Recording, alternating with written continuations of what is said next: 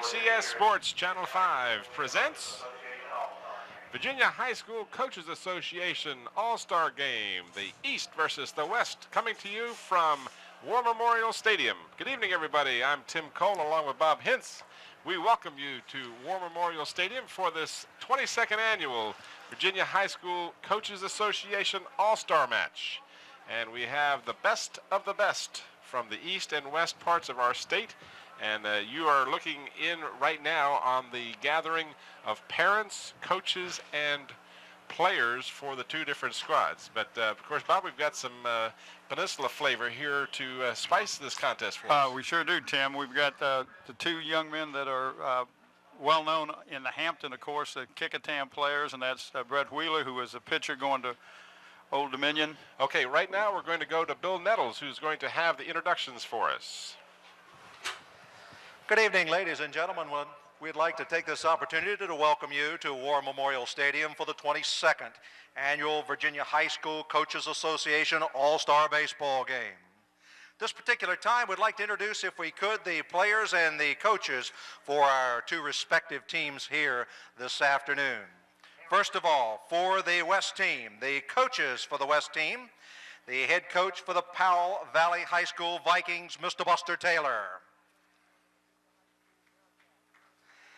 Head coach for the Virginia High School Bearcats, Eddie Eichenauer. The head coach for the Indians of Garfield, Tony Labazetta. And the head coach for the Appalachia High School Bulldogs, Mr. Barry Nelson. And now, ladies and gentlemen, the West All-Star Baseball team. Kevin Barber. With Kevin this evening are William and Anna Barber. And with Kevin is his high school coach, Eddie Eichenauer.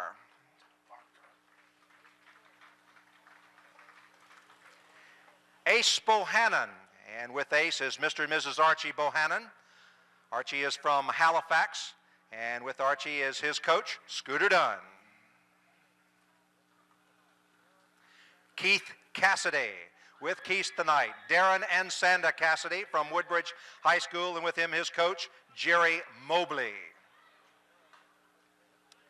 Kevin DeHaven from Carroll County. With Kevin is Mike and Sharon DeHaven, along with his high school coach, Bill Worrell. Sean Fouch from Virginia High School. Representing Sean are Larry and Janice Fouch, and again his coach, Eddie Eichenauer. John Fulcher from Stonewall Jackson High School. With John is Vernon and Barbara Jones, and his high school coach, Reed Shetfield. Seth Greisinger from McLean, and with Seth is George and Jean Greisinger, and his high school coach, Tim Gordon. B.W. Hall from Fort Chiswell, and with B.W. is Bernard and Vicki Hill, and his high school coach, Darren Matthews.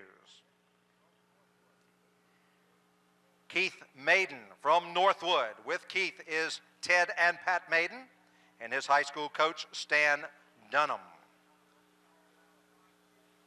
Chad Morton from Powell Valley. Representing Chad is Bill and Frampton Morton, and with Chad is his high school coach, Buster Taylor. Rhett Fitzner from Garfield. With Rhett is Rick and Mary Fitzner, and his high school coach, Tony Labazetta. Nick Rhodes from the Lake Braddock Bruins. Representing Nick is Nick and Dolores Rhodes, and his high school coach, Dan Grail. Michael Thompson from Liberty High School. Representing Michael is Jim and Mary Thompson, and his high school coach, Jim Cutler. Omari Venable from George Washington of Danville. With Omari is James and Cheryl Venable, and his high school coach, Vern Barker. Vince Worley from Jefferson High School. With Vince is his parents, Jim and Debbie Worley, And with Vince tonight, his high school coach, Jim Thacker. Gary Wiggins from William Byrd. With Gary, his parents, Mr. and Mrs. Wilson Wiggins, and his high school coach, Rodney Spalding. L.J. Yankowski from West Springfield High School. With him, his parents, Lynn and Marianne Yankowski, and his high school coach, Ron Tugwell. And Brian Summers from Lebanon High School with Brian, Wade, and Joyce Summers, and his high school coach, Doc Adams. Ladies and gentlemen, the West All-Stars. Now, if I can direct your attention down to the first baseline, we'd like to introduce the players, coaches, and parents for the East All-Stars. First of all, the coaches. From the Orange County Hornets, Lindsey C. Wolfuck Jr. From the Blue Streaks of Harrisonburg High School, Jack Hale. From the Falcons of Central Senior, Reggie Donovan. And from the Warriors of Kickitan is Buddy Denton.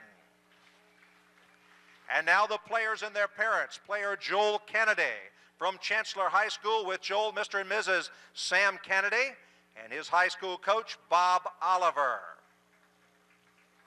Robert Chambers from First Colonial with Robert, R. Russ, and Pat Chambers, and his high school coach, Norby Wilson. David Denton from Kickitan High School with David, Buddy, and Trish Denton, and his high school coach, Buddy Denton.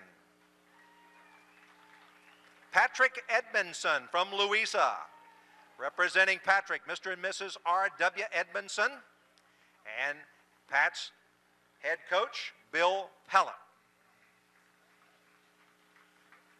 Chris Freeman from Patrick Henry.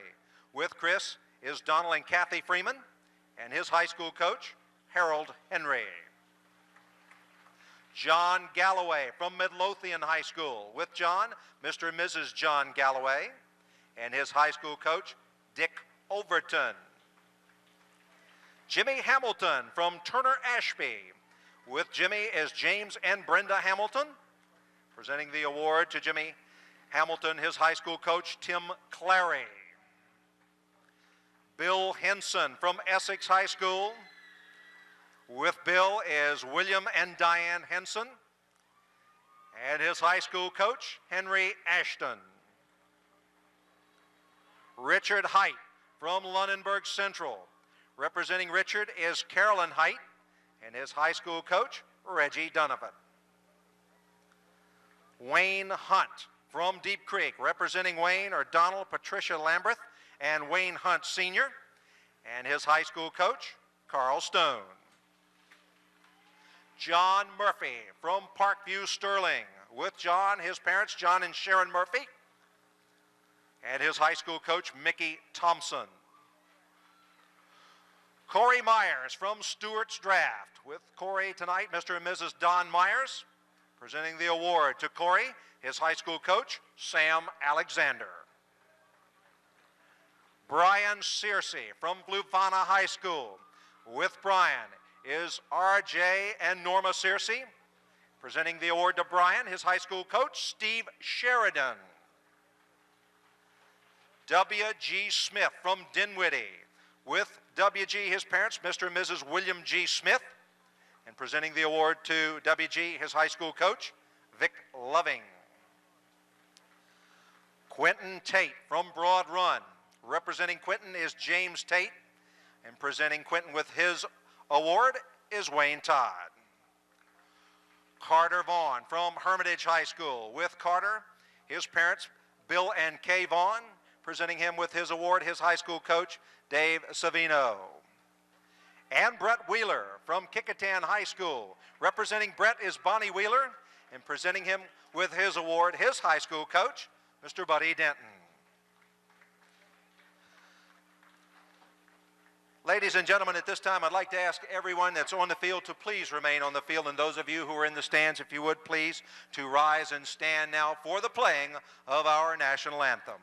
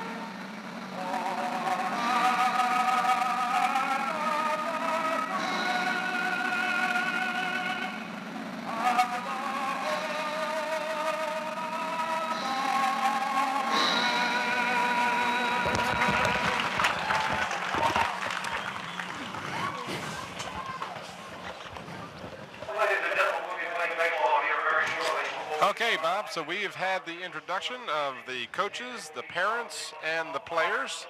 And moments from now, we'll be getting this game underway.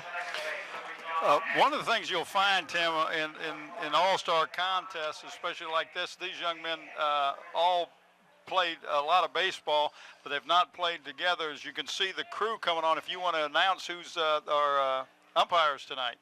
Eddie Williams will be the plate umpire tonight. Larry Hagan will be at first, John Ashley at second, and Joe Waterton will be our third base umpire. So now, that's the crew for tonight's game. And they're all from the Peninsula District Umpires Association, Tim.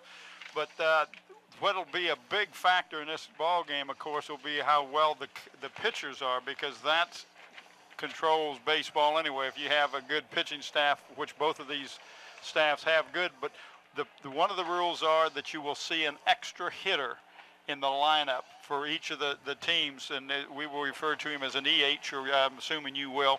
So they will be batting 10, but they'll be playing 9 in the field. Everybody will get to play. They'll play 2 innings at least, and everybody will get to bat at least once, and that's about it. Now, earlier this afternoon, the East and West girls softball all-star game was played down at Briarfield Park, and the West won that thing going away 8-0. They scored 5 runs in the first inning. So we have we split into basketball.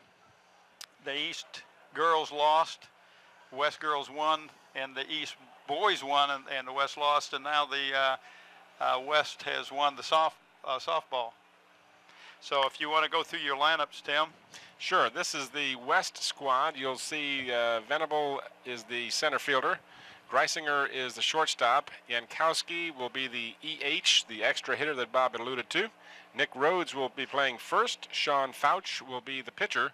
John Fulcher will play right field. Rhett Fitzner is second base. Kevin Barker will be left field, and William Morton third base, and the catcher will be Kevin DeHaven. That'll be the West squad for the All-Stars. As you can see, we haven't got a real big crowd, but they will come in. The sky is a little threatening. They have called for scattered thunderstorms tonight, as we see some of the people in the squad in the stands.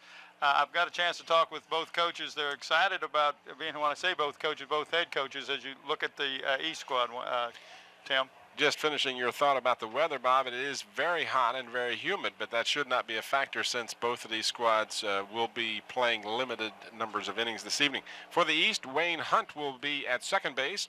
Brian Searcy will be at third. John Galloway at center. David Denton from Kecoughtan High School at first. Patrick Edmondson in right field. Robert Chambers will be the catcher. James Hamilton Jr., the left fielder. The pitcher, Chris Freeman, and William Smith Jr. is the shortstop. Also, the extra hitter that we didn't have in that display is John Murphy, the third. He will bat 10th, and he will be the EH, as we referred to earlier. Well, we got that after I had already gotten the lineups down to the truck, so we apologize for not having Murphy on the list, but that doesn't mean he's not going to be in there. He will be batting 10th, so both squads are going to use the extra hitter rule. There will be a lot of shuffling in and out. You want to go over the coaches, you've got them there for the East. Of course, the one we know right offhand is William A. Denton, better known as Buddy. Right, Buddy Denton, of course, from Kecoughtan High School. Jack Hale from Harrisonburg High School. Reggie Dunavant from Central Senior, and Lindsey Woolfolk of Orange County High School will be the 4 coaches representing the East squad. For the West, Eddie Eisenhower from Virginia High School. That's an interesting name for your high school, Virginia High School. Well, okay. And I'll probably kill this one, but Tony La Bozetta. Well, he owns a pizza parlor, too. That's right. From Garfield. Barry Nelson from Appalachia High School, and Buster Taylor, representing Powell Valley High School, will be the coaching squad for the West. We want to make you a little more aware, too, as to how these young men get here, how they're chosen.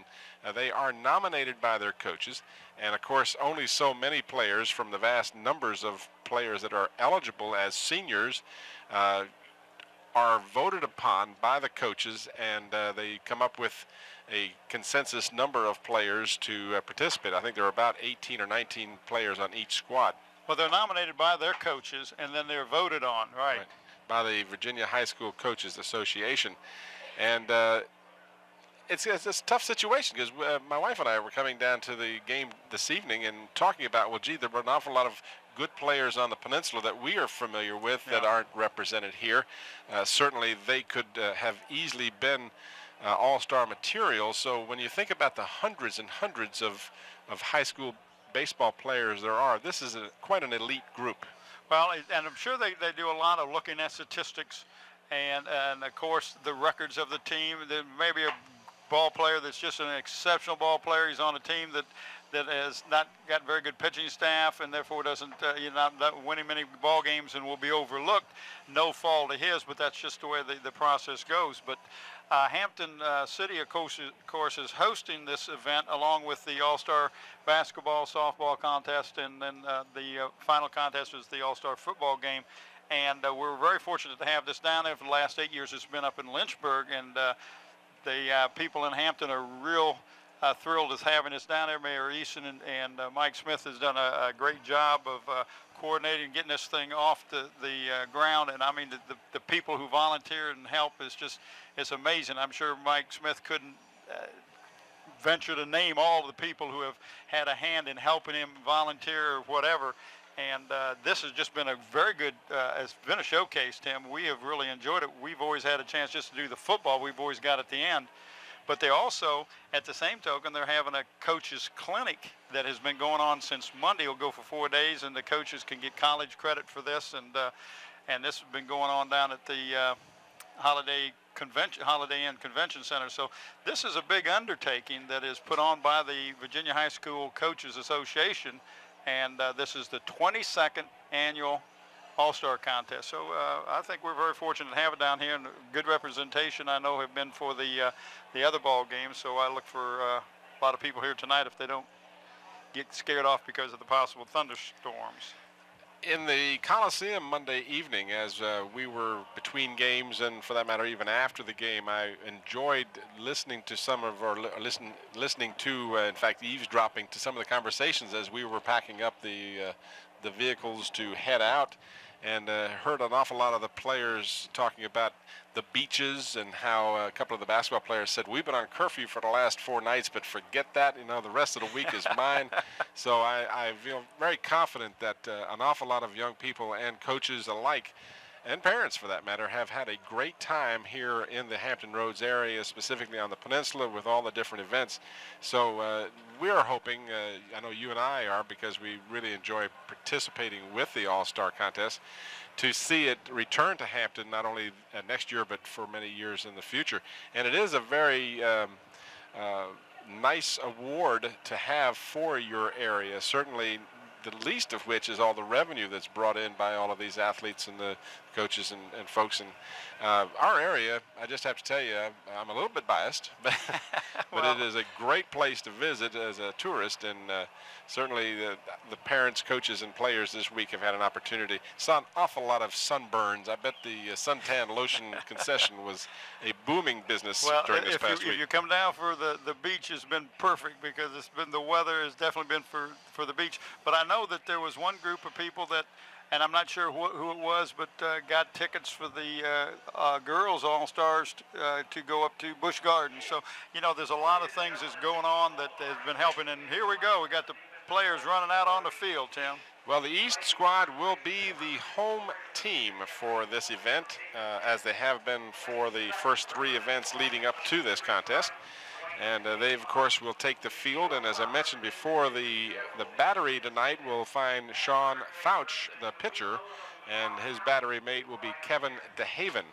And we will try as best we can to identify these young men by their high schools whenever possible. And in this particular case, the catcher, You get the right one. that was the West squad. I just gave you the battery mates for. The East squad, of course, which will be in the field first. Robert Chambers is the catcher, and Christopher Freeman will be the pitcher. Now, Chambers is from First Colonial.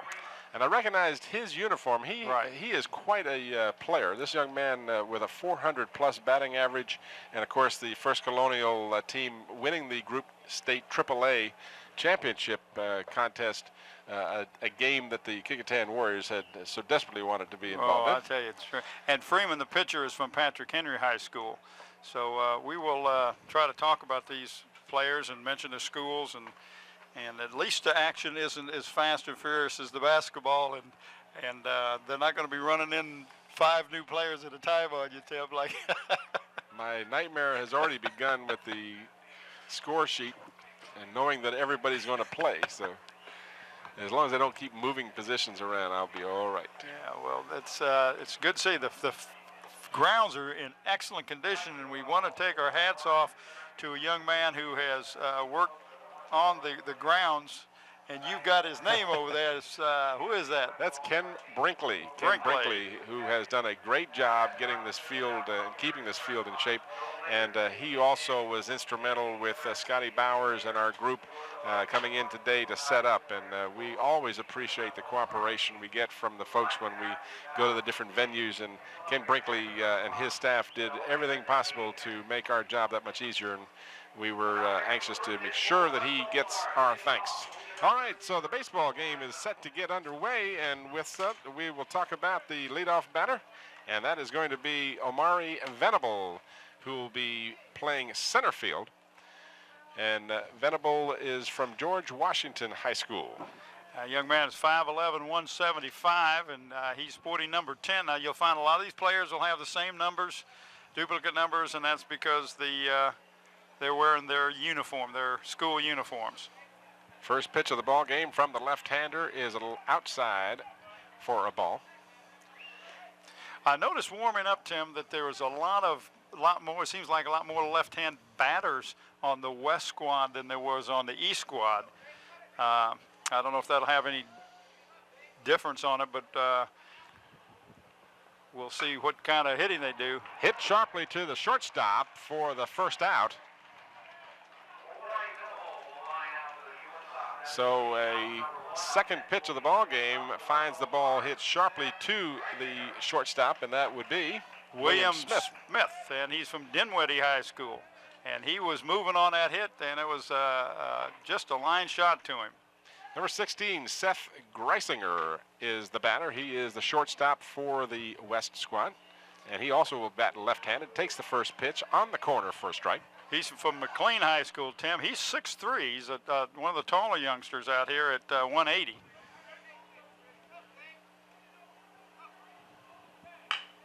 Hit to the right side. David Denton rather can't handle the grounder. Kind of took a bad hop on him, and Greisinger will reach. I'm not sure how they'll score that. It looks like it could be called an error on Denton. It looked like he could have played the ball, but had a tough chance with it. Oh, we'll see what the official score does. And then again, maybe we won't. We don't know who the official scorer is. Well, I don't know. I thought it's you. Okay, so we now have number 7 batting. That's L.J. Yankowski. Yes, and this young man is the extra hitter, Tim, the EH from West Springfield High School. Another 6'3" young man.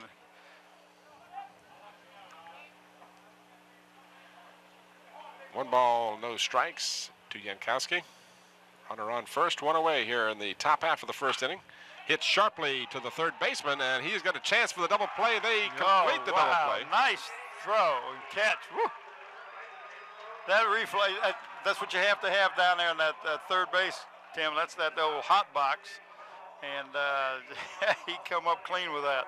So Greisinger running on the connection with the ball was halfway to second, and of course he was dead as the throw over to first base to David Denton. Here you'll see it again, hit sharply to the third baseman, played the ball perfectly, and threw back to Denton at first base to easily double up Seth Greisinger. So regardless of how it worked out, 3 batters minimum number faced in the top half of the first inning, and I'm gonna say that was an error on that on that play to Denton. He really could play the ball and just kind of mishandled it. So my unofficial ruling will be in it. Well, Tim, if you stop and look how many pitches the young man threw, I don't think he threw a half a dozen pitches. I think you're right. It was like they were teeing off. They're not waiting. I know that I've watched a lot of coaches will want to watch that first pitch come in there, but these young men, all-stars, and the coaches are giving them a green light. If it looks good, go. And of course, you always, if you're first up, you'd like to get a run first in that first top half of the first inning. That puts pressure on the other group. But we will have Wayne Hunt is the first batter. Warming up as we take a good look at the pitcher. That is Sean Fouch. Fouch is from Virginia High School, as we mentioned, 6'1", 170 pounds, and his battery mate, Kevin DeHaven, is from Carroll County High School, and he is 5'8", 160. And as you mentioned, the leadoff batter, it's William Smith Jr. He's the short. I'm sorry, Wayne Hunt is the second baseman, and he's 5'9". He's out of Deep Creek, which is over on the other side of the water from us. So he didn't have very far to travel to get here. He'll be followed by Brian Searcy and John Calloway here in the bottom half of the first inning. Don't know the answer to the question someone raised when we were just before we came on the air as to the number of innings that they will be playing this evening. Generally, they play 7. I'm assuming they're going to play 9. That's what they did in the girls softball. So I'm assuming that's what they're going to do.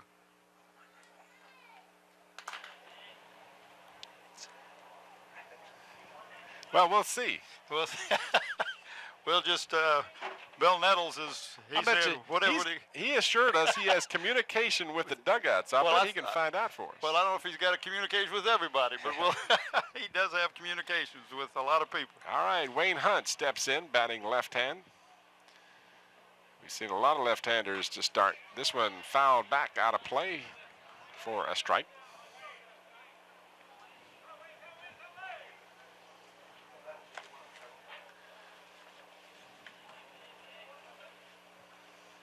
Wayne Hunt, as you mentioned, from Deep Creek High School, is going to attend VMI. Swings at a ball in the dirt and falls behind on the count. 0-2. That thing really broke off, dropped down quick. You notice also that they have their own batting helmets, Tim. I wasn't aware of that until I looked down and saw the different colors of the helmets and realized that was a color of their school color. So, swing and a miss. So on 3 pitches, Hunt. Yeah, we just got the word. There will be 9 innings. Okay. Bill, you're right. Bill is in communication with everybody. Number 2 batter is Brian Searcy out of Fluanna High School, 6', 182. See, we get overtime after 7 innings, don't we? I think so. I think that's what Scotty said. Off the plate for a ball.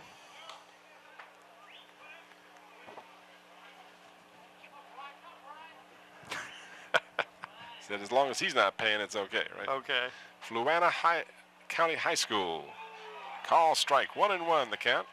Brian Searcy, better known as Puda, plans to play baseball in college at VCU. Yeah, I was talking to Wayne Spencer earlier, who is up there. You remember Wayne is a ball player from Hampton High School, not only a baseball player, but also a very decent football player. He's playing at VCU, and he said there's a lot of kids on this All-Star game that's going to VCU. This young man's going, so is David Denton, we know, is going. He said there's a shortstop and a third baseman, and he didn't tell me which one, but he was just pointing them out, and I was trying to keep up with him. So he said VCU is well represented. 1 ball and 2 strikes to Searcy. And he swings again at a bad pitch. Catcher throws down to first, and the out is recorded. So 2 strikeouts here in the top half of the bottom half of the first inning. I started to mention, you know, we're watching a lot of all-star competition. You've got baseball, basketball, football, softball. Of all the sports, the players who should be in the best condition and at the peak of their game are these young men. Yeah, that's right, because they just come off of their season. That's true. This is John Galloway, the center fielder from Midlothian High School, 6'2", 190. Callaway takes the first pitch in the dirt for a ball. We're going to have a scorekeeper working up here, too. And do you know who that young lady might be? I'm going home with her. Wait till your wife finds out. That is my wife. Oh.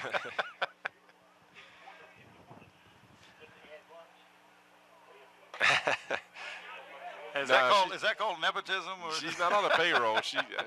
What she'll get, I'm going to have to give her out of my pocket, I guess. Take her to dinner or something. Well, then you're going to have to tell her that there was an error in that first inning then. That's right.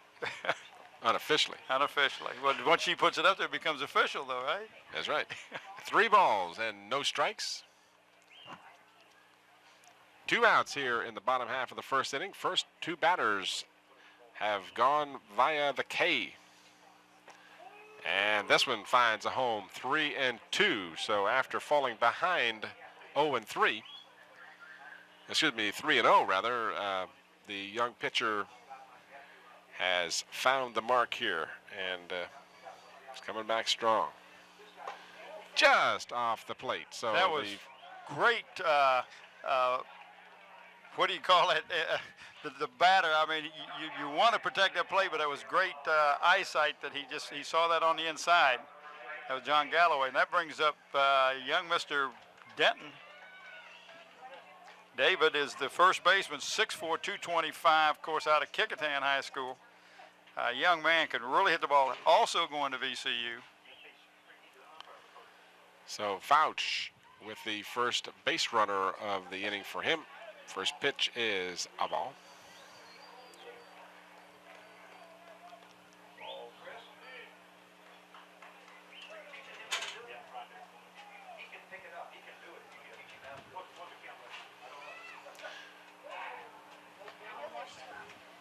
One ball, no strikes, the count.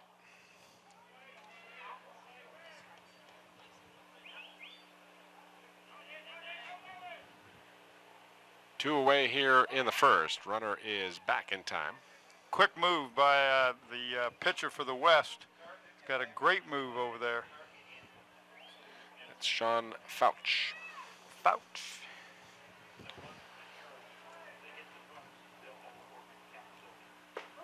Strike called.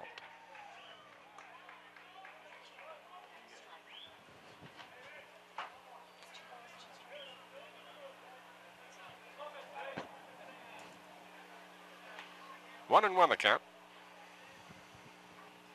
Denton fouls it away. A ball and 2 strikes. David Denton, 400 plus batting average last year for the Kecoughtan Warriors. As I was talking to your wife earlier, there has been a Denton on first base at Kecoughtan High School for 8 straight years. It's going to be a little weird next year not to see a Denton out there on the first base.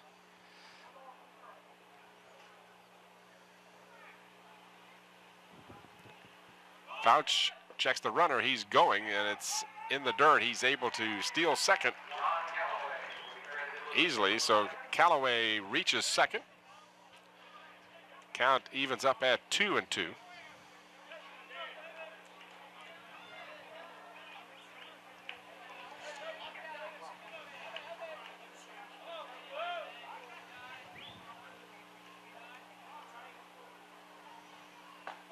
Strike 3 right called. on his corner.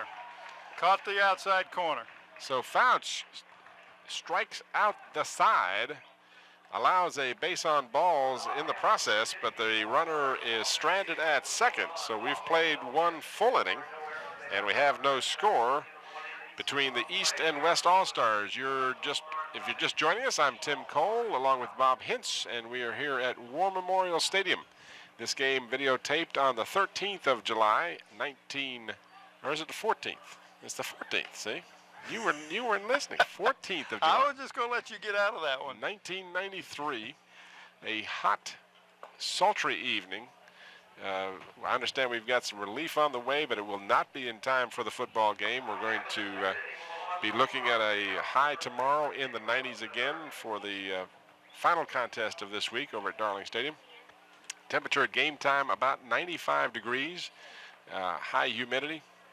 But overall, a good-looking night for a game of baseball. The threat of some rain appears to be dissipating There was a little sprinkle just before they started the game, but that seems to have gone by the way, and it looks like we won't have any problems. The batters due up in the top half of the second inning: Nick Rhodes, followed by Sean Fouch and John Fulcher for the West squad.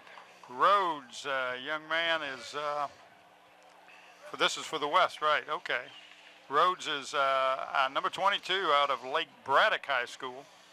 Is the first baseman, 6'3", 190. Number 22. Headed for Tar Heel country, University of North Carolina.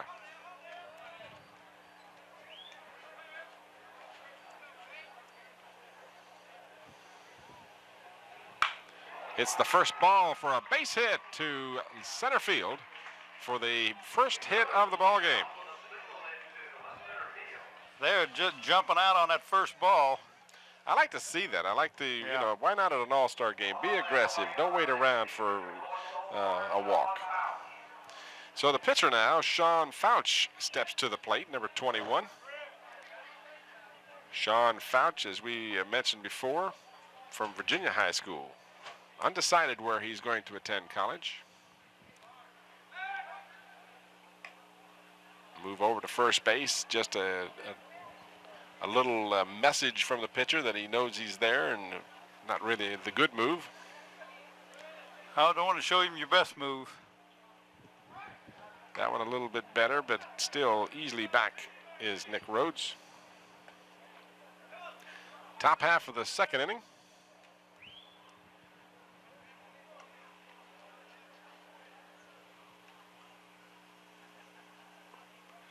Left-hander delivers, call strike.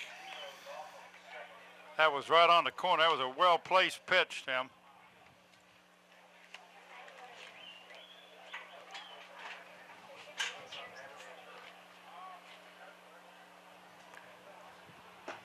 Pitch out, and they've got the runner trapped between the bases, but a good move gets him to second base. So the play went down to first, and the base runner, Rhodes, very wisely headed like a streak for second base and beat the throw, and he got the base. Quickness. Again, that was a case of he didn't move till he saw the batter was, as we watch this, the catcher was throwing the ball. As we see the end of it, he definitely was in there, but he made his move as soon as the arm came up. Had he thrown it to second, he would have gotten him, but of course, you assume that the batter is going to go back, or the runner is going to go back to first. And he said, no, I can beat it, and he did. Fouch fouls the pitch away. 1 ball and 2 strikes the count. Nobody out here in the top half of the second inning. Nick Rhodes on second after the steal. Ball hits sharply to center field. Center fielder is there to make the catch for the first out. So 1 away now, and the batter will be the right fielder, John Fulcher. Fulcher is a young man who is where'd I lost him? There he is. Stonewall Jackson High School. Right, he's a right fielder. He's 6'3". Headed for James Mason University, as I referred to the other night. Actually, that's George. James was George's brother. That's right. Hit back to the pitcher. He's got the runner hung up, but he decides to go over to first for the sure out. So almost a play at second, but the pitcher wasn't quite certain that he could get him and wisely went for the sure out. And he had enough time. That ball came back to him so quick. He really had enough time to make a couple of fakes, get the runner to break back to second, and then get the easy out. So Rhett Fisner will be the batter now. He is number 20. Garfield High School. Fisner headed for Longwood. 2 away now, runner at second. First pitch is a called strike on the outside corner. Another left-handed batter.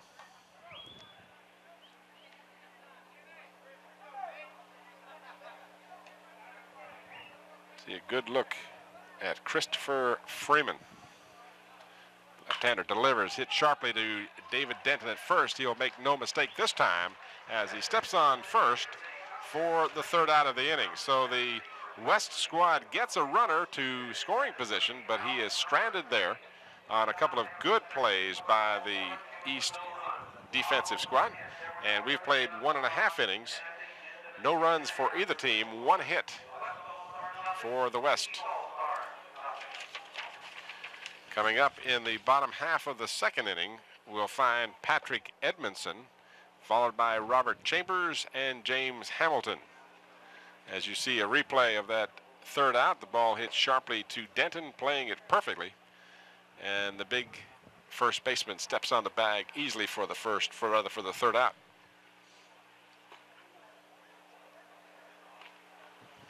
He's real excited about playing up at VCU. When he signed there, the coach says, "I'm not going to sign any other baseman. It's your position to win." So David is going up there with a lot of high anticipation of playing, and of course need to remember that this young man's GPA is like number 5 in his class or something. I mean, tremendous GPA graduation at Kecoughtan High School. The right fielder, Patrick Edmondson, will come to the plate. Edmondson from Louisa County High School, and he also is undecided about his college future. But being a member of the National Honor Society, he obviously has some choices to make. Yeah, I guarantee you that. Young man is 6'2", 195.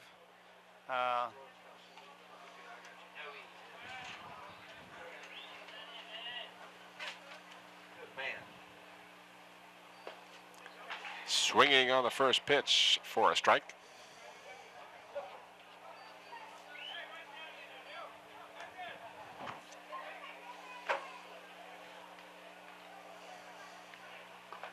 And he is hit by the pitch and will take first base. Hit by the pitch. That'll get you on. That's the tougher way to get on base. Not my idea of the way to get on, I'll tell you that. That always reminds me of that episode on Cheers when Coach was telling how well he got on base. He could, I don't care where you threw the ball, I could get it with my head. That would tell you something. And the catcher, number 20, Rob Chambers from First Colonial, is the batter. This young man had a tremendous season at First Colonial. And according to our bios here, he is undecided where he's going to college. And boy, I bet you there's a bunch of them looking at this young man. I guarantee you. He's only 5'11", 190. He's excellent. We have got to see him play before, and he just does a great job catching.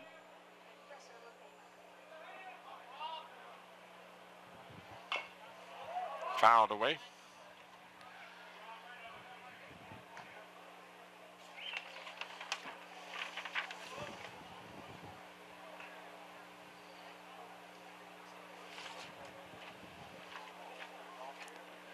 One and one the count. I see whoever's keeping score here has awarded a hit on that play that Denton was unofficially charged with an error. So the debate will continue. All right. Runner at first. Not going. Swing and a miss. So 1 ball and 2 strikes the count to Rob Chambers.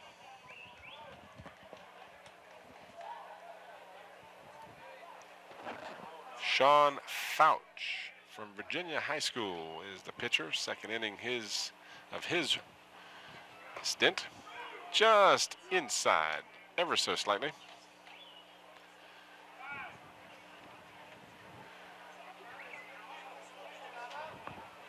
Pretty good crowd on hand here at War Memorial Stadium for a Wednesday night contest between the East and West. Ball hit to the left side of the infield. Shortstop comes in on the ball. Quick throw in time at first base. That was close. That was close.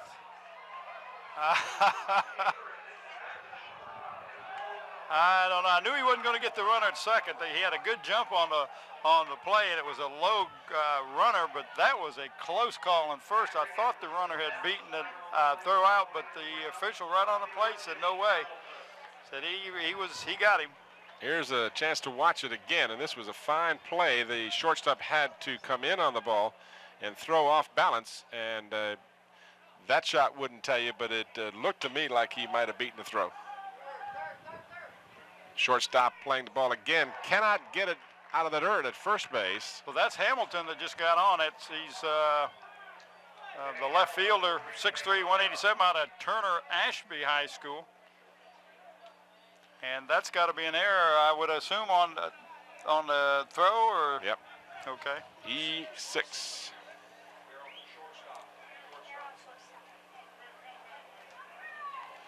So the error. Still one out. Allows the East now runners on the corners. And the batter is Chris Freeman, the pitcher. Takes the first pitch for a ball. And ran out of Patrick Henry.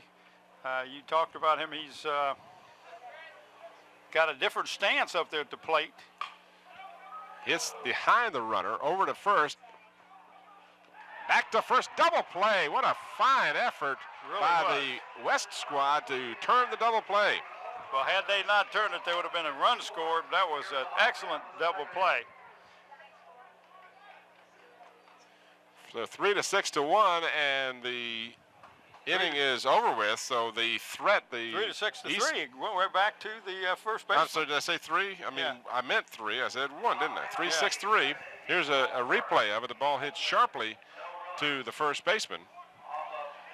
And we want to give a name to that first baseman. Let's see who is starting at first, or forgive us, Nick Rhodes. Over to second, the shortstop covering back to Rhodes, who dug it out of the dirt nicely to turn the double play. That's the second double play of the ball game. And that got the West squad out of a little bit of trouble. They had runners at first and third with only 1 out. But the fine play avoided any further opportunities. So we're scoreless after 2 full innings. And due up for the West in the top half of the third will be Kevin Baker, followed by William Morton and Kevin DeHaven. The pitcher continues to be the same for the East squad. That is Christopher Freeman working his 3rd inning. I was trying to get an idea of how many pitchers these squads are carrying. And of course, you've got a lot of teams that have young men who play multiple positions. Right, and they're listed that way on the program. So looking at the East squad, for example, you've got Corey Myers listed as a pitcher, shortstop, 2nd. Ryan Searcy, who is a pitcher, shortstop, 3rd. You also got John Galloway, who is an outfielder and pitcher. Joel Kennedy, pitcher, right fielder. Brett Wheeler is just listed as a pitcher. William Hinson, just about everybody on the team pitches. So they won't run out of pitchers if they need them. Huh? 1-1 the count to the batter, Kevin Baker. For the West, Kevin, did I say Baker? I meant Barker, excuse me.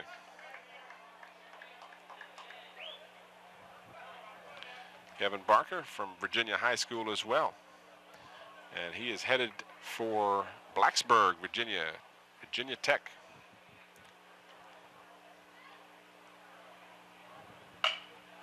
Hit to the second baseman. Denton Covering at first for the out.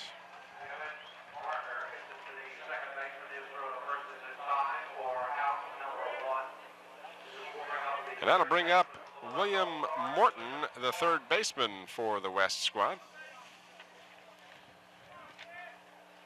Actually, they call him Chad. It's W. Chadwick Morton, and he goes by Chad. Okay. So out of Powell Valley High School, 6'1", 180. He swings at the first pitch and misses. Strike 1. Morton headed for Lincoln Memorial University. Fouled away, out of play.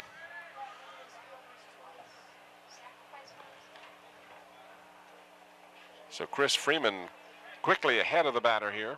0-2 with 1 away in the top of the 3rd. So far, the pitching has been pretty strong. That one a little low. Pretty good pitch from. It looked good from up here, but you're right. It must have been low because it had the outside corner. That one is outside. 2-2.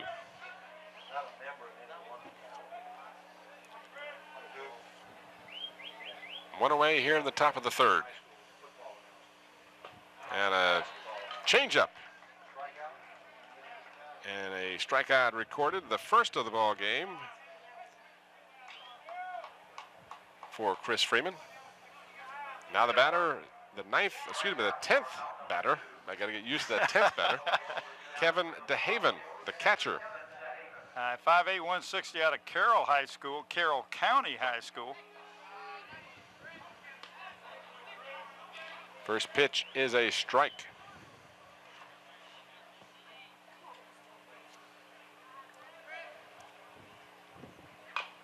Fouled away. So again, Freeman working ahead of the batter. 0-2 the count. Nobody on, 2 out here in the top of the third. No score between the East and the West. Senior All-Stars. Actually, they're graduated seniors. And this one, a swing and a miss. The ball in the dirt and got away for a moment. But the strikeout recorded on the throw down to first. An assist to the catcher. And that will be it for the West squad here in the third inning. So they go up and down in order. So we go to the bottom half of the third inning. And due up for the East squad will be the shortstop, William Smith, followed by the EH, John Murphy, and then the top of the order, second baseman, Wayne Hunt, for the East squad. And again, the pitching staff remains the same. Our pitcher will be Sean Fouch for the third inning, so it would appear that they're probably going to go 3 innings apiece. Get a chance to go back to the first inning and see that play that David Denton had a tough time with. This is the play that I unofficially ruled as an error. Let's see if we can see. Yeah, that ball, he was right there. He just either got a bad hop or just didn't play it as well as he could have. I'm not trying to be tough on a guy because hey, he's a pretty big guy. Yeah, he's real big. It could go either way. How's that? Well, the official score didn't give him one. So no, they didn't. They allowed a hit. So we got somebody warming up in the bullpen down there for the West, and I'm trying to pick up. Looks to be number 2. We got a number 2 on our roster. Well, no, I don't. Maybe it's a 12. Or it's a 2 something.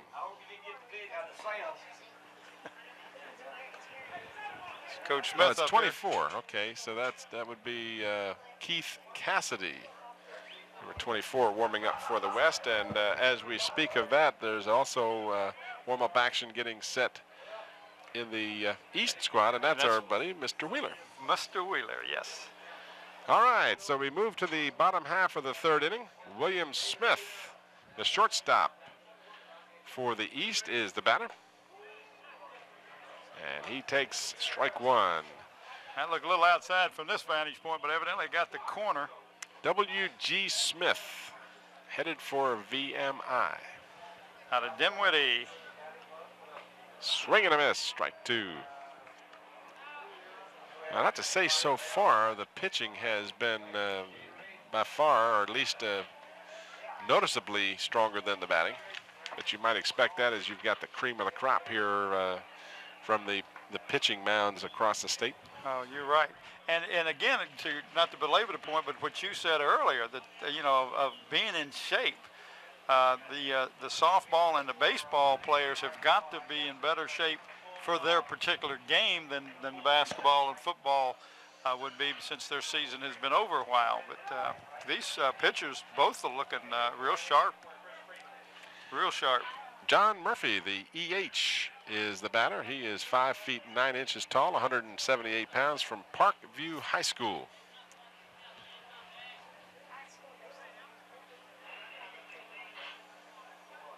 he is headed for Potomac State. And he got a nice line shot. First hit for the East. Line drive to left field for John Murphy. And that'll bring up the top of the order. And I should say before I get ahead of myself, due up, because there will be substitutions occurring a lot during this time. I would think from the number of, looks like they have 2 players for each position, so I would look to see each one play 4 to 5 innings. Yeah. Young man from Deep Creek High School, Wayne Hunt. Wayne Hunt, he was a strikeout victim in the first. Runner takes the lead off of first. Murphy gets back, and with 1 down, 1 on here in the bottom of the third.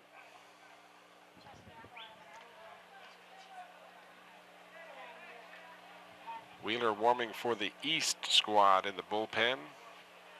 Cassidy for the West. Ball hit to the second baseman. Over to second in time for the out. Did not have a play at first, so they get the lead runner for the second out, and that'll bring up Brian Searcy, who was also a strikeout victim in the first. There's your third baseman. You mentioned he goes by the name Puda. Puda. All right. Now, what does that mean? What's that? That's just his nickname. This is his nickname, right? Yep. He was also co-captain of his football and basketball team, so obviously a well-rounded athlete playing 3 sports was Puda. Brian Searcy from Fluvanna County High School. Over to first, a close play as the good move almost got him. Excellent move. I'm watching that picture, Tim, and that was just a great move. Sean Fouch has done a real good job here in his 2 2/3 innings. A little bit inside with the pitch.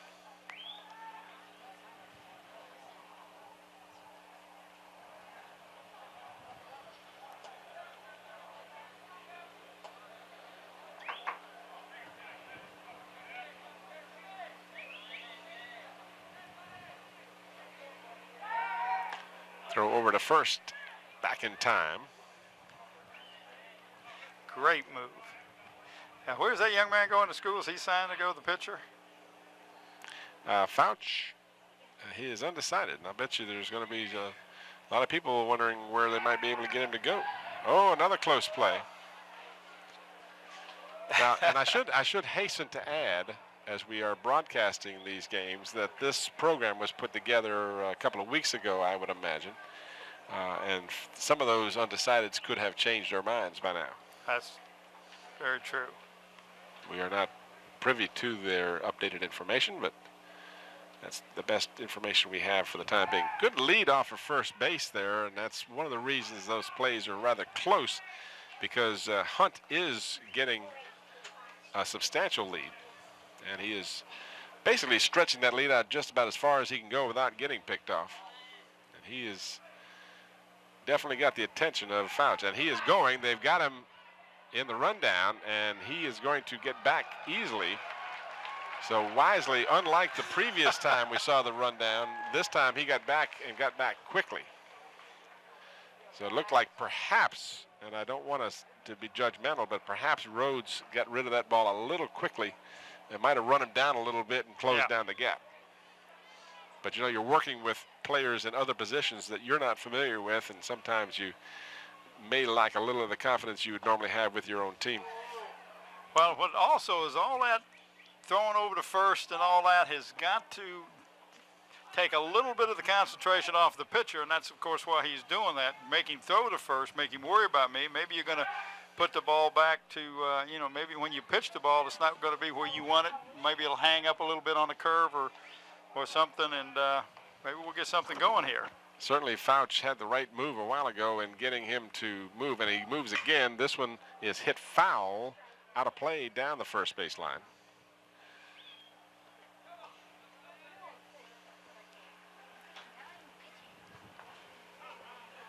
So we're going to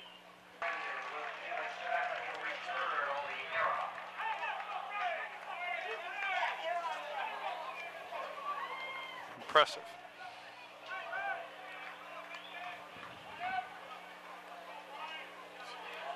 All right, we're back to the action here. We had to go away for a quick tape change. While we were away, you see the steal by Hunt to second, and then the ball goes into center field. And Hunt, again, with good quickness, looked for a minute like he was going to be in trouble, but he really moves down those base paths very quickly, and he is in safely at third base. So the East squad here has a runner at third, 2 down. Count is 2-2 to Brian Searcy. Well, Hunt is 5'9", 160, Tim, but he sure shows great speed and tremendous base running sense as we have a strikeout.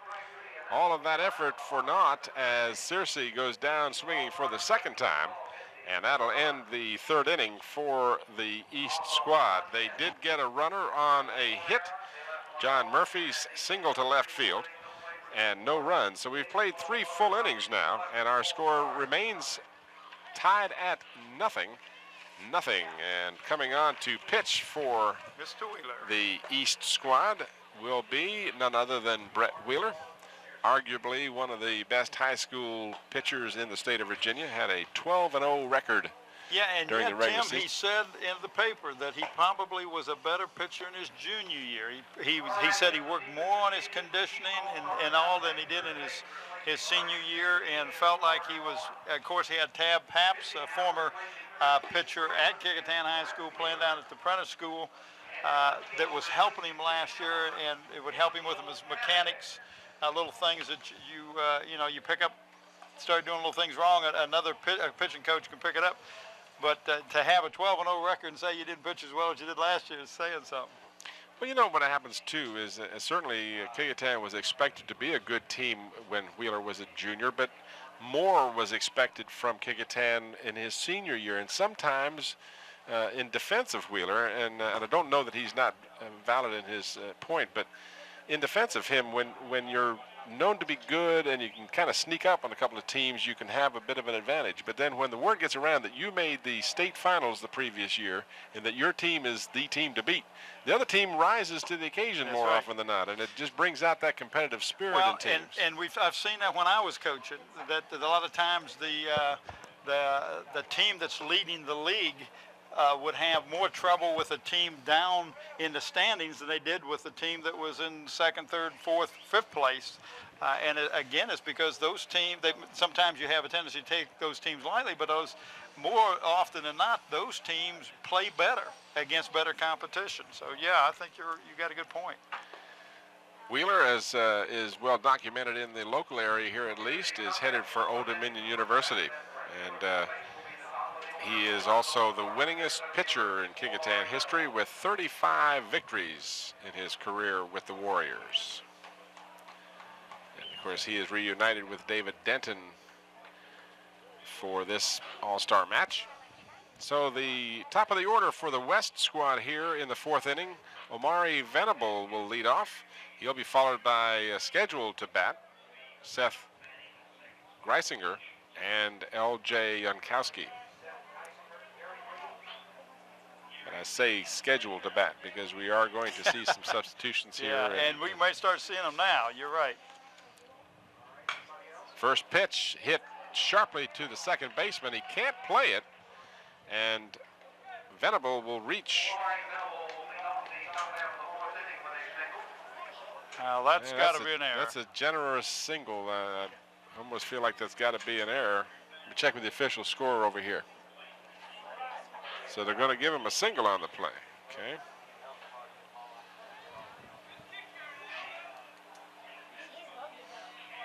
I thought he had the ball. Well, I thought he did too. It looked like if he played it cleanly, he would have gotten it, but it's of no great consequence. Greisinger is the next batter. He swings and misses. He reached on an error, if it was in fact an error, back in the first inning. I guess we're going to have to give that error earlier to a hit to Greisinger. Throw over to first back in time.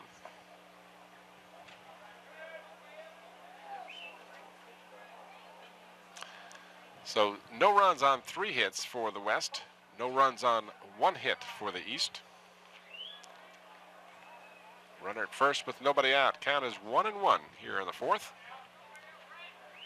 Wheeler checks the runner. The runner is going. Chambers, a little difficulty getting the ball out of his glove, and for that reason, among others. Well, and the shortstop and the second baseman both were covering the bag, and wouldn't have mattered though because the ball was high, and truly Greisinger had that one stolen. Well, or excuse the me, ball Venable rather. stuck in the catcher's mitt. He didn't get it out as clean as he wanted to. Chambers it looked like he lost a good second or two getting the ball out of his glove. Call strike on the inside corner.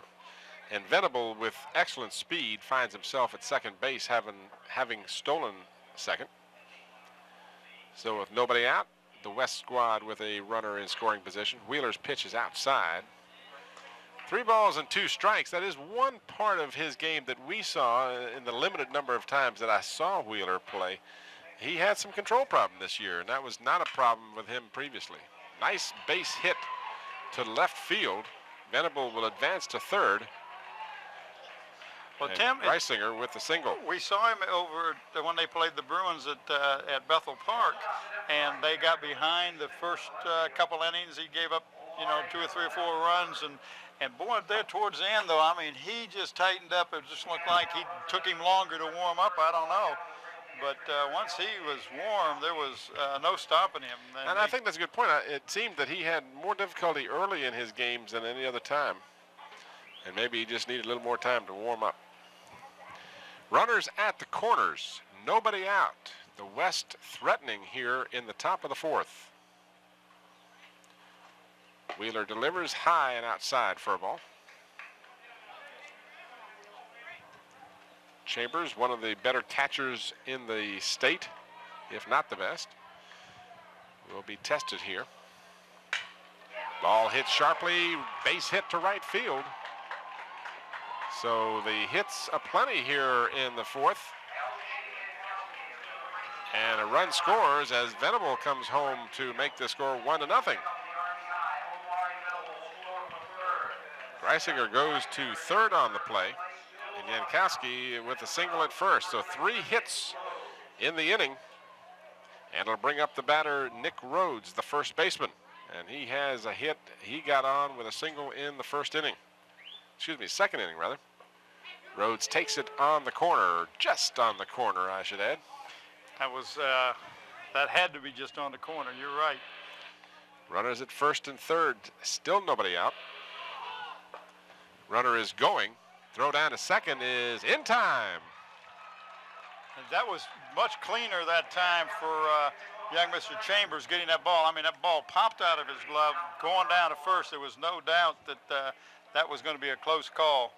In fact, it was good and close. So the runner erased on the attempted steal.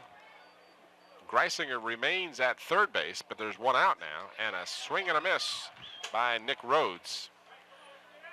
And he is a strikeout victim, something that was a common occurrence when Brett Wheeler was on the mound. Sean Fouch, the pitcher, will be the batter with 2 away. 1 run across here, 5 hits, 2 errors by the West. No runs, 1 hit for the East. Curveball just a little low. Fouch flying out to the center fielder his first time up. Swings and misses, evening the count at 1-1. That was a little high, but he had decided he was going to swing on that one. That was a nice pitch by Brian. Ball gets away from Chambers, but bounces nicely back to him, not allowing the runner to come from third, Greisinger. Greisinger has to hold up, and that's a very lively backstop here. It really is. I was surprised how far back it bounced. Lucky bounce for the East. 2 balls and a strike to count. Fouled out of play. And that one will go over the top. That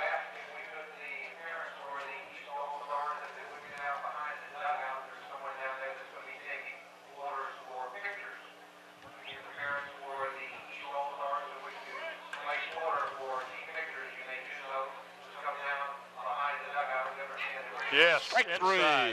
3. Beautiful pitch. So Wheeler starts very slowly, allows 3 consecutive hits and a run, and then with a little help from Rob Chambers catching the attempted steal and then striking out the other remaining batters for the inning, gets out of the inning relatively unscathed when you consider it could have been a lot worse for the East.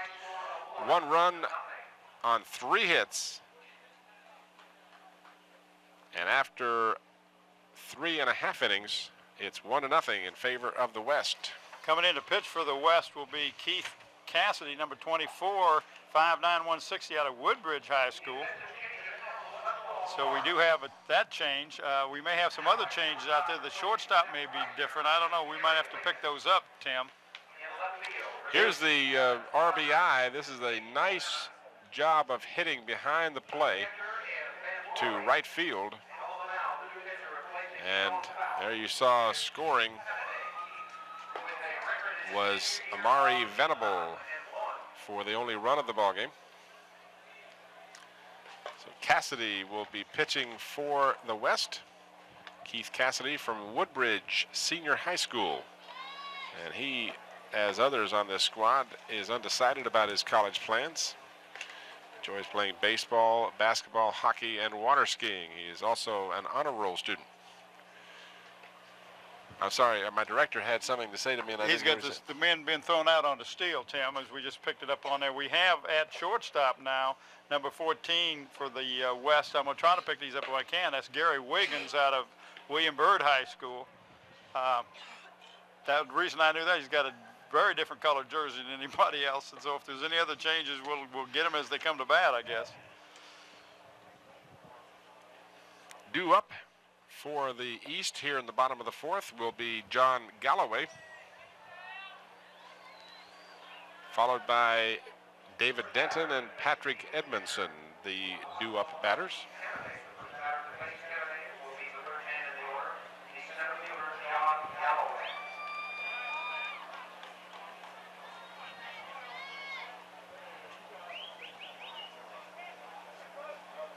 One of the things we would like to have had, or at least I would have liked to have had, would have been batting averages and ERAs for some of these players. We can't have everything, and certainly we appreciate all the information we've gotten. But some of these young men had outstanding batting statistics from just the ones we know of. David Denton and Chambers for a couple of them. And for that matter, Brett Wheeler was no slouch with the bat either. That's true. First pitch from Cassidy is a high outside pitch for a ball. Bottom half of the 4th inning. East squad with just 1 hit.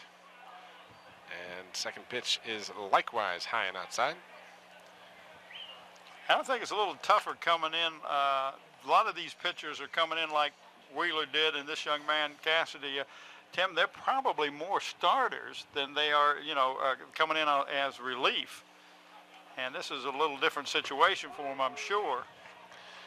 And as you say that, not to argue the point, we did see Wheeler come in relief, as a matter of fact, in the Eastern Regional matchup when Kecoughtan was eliminated. He did come in off the bench in relief. But, yeah, it is a little different situation for you, and it's got to be a little more difficult for you.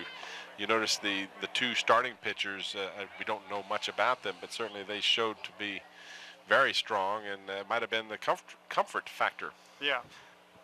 And you have a longer time to warm up, too, knowing you're going to start then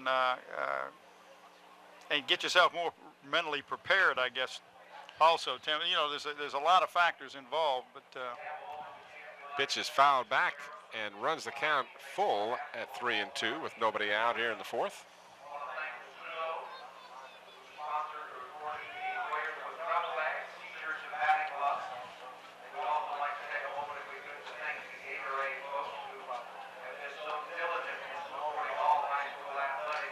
Full count.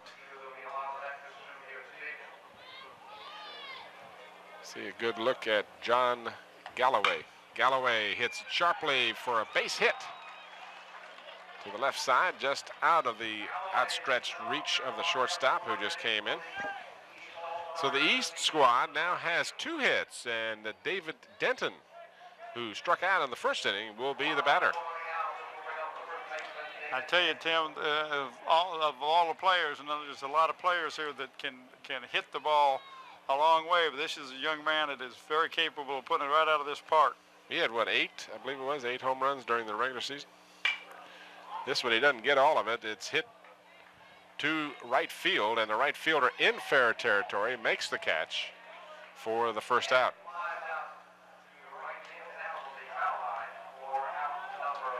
So that's the first out of the inning, and that'll bring up Patrick Edmondson, the right fielder. Mentioned before, Edmondson from Louisa County High School. The right fielder. It's a different colored green, Tim.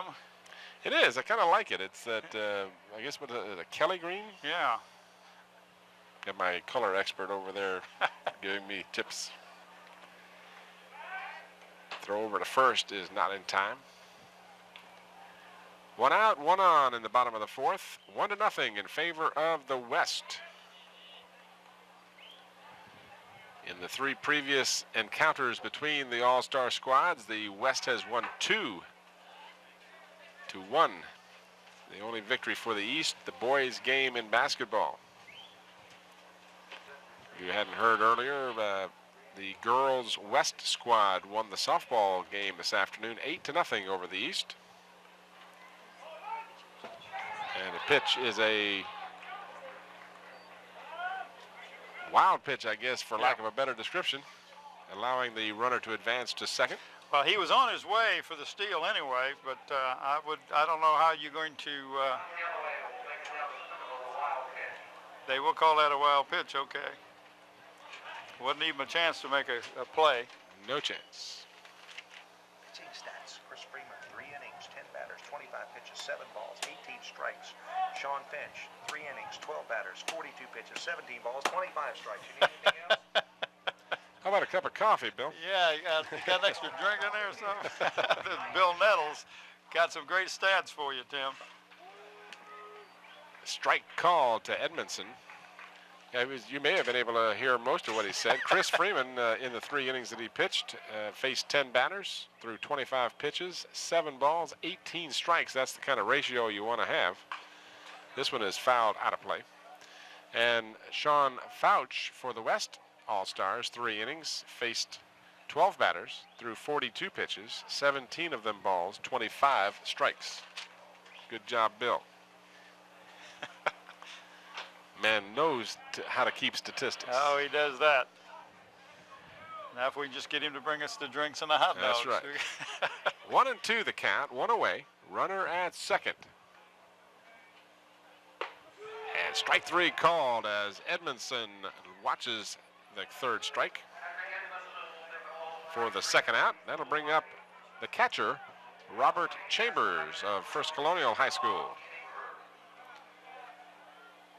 That's hard to believe this young man has not made a decision on where he's going to college. Well, he may have, like you said earlier, that this program was put up at least 2 weeks ago, if not all information before that. Foul back out of play. You know, not everybody goes to college. I guess that's another point to be made. Some people take a year off and travel the world or get employment or things like that and decide when they want to get around to going to college, if ever. If ever.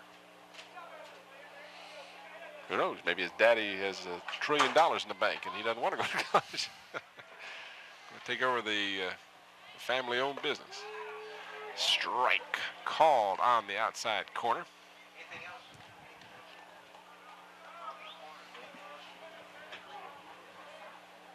0-2 is the count, I believe.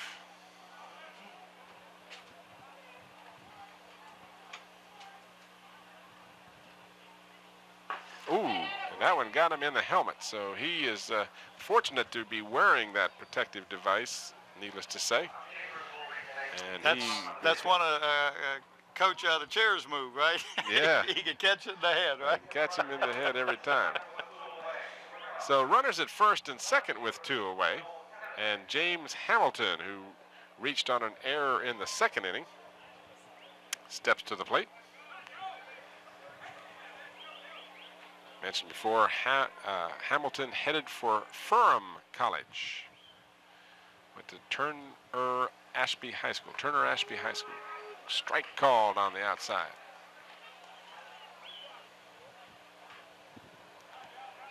Again, we want to be sure and thank Ken Brinkley, the groundskeeper here at War Memorial Stadium, for all of his and his crew's assistance in our setting up today. Swing and a miss. And just a tremendous job. Look at the grounds look great shape. The Prentice School played their home games here this year, but this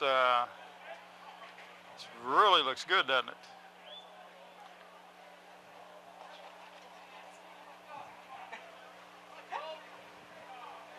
Little story I have to tell you too.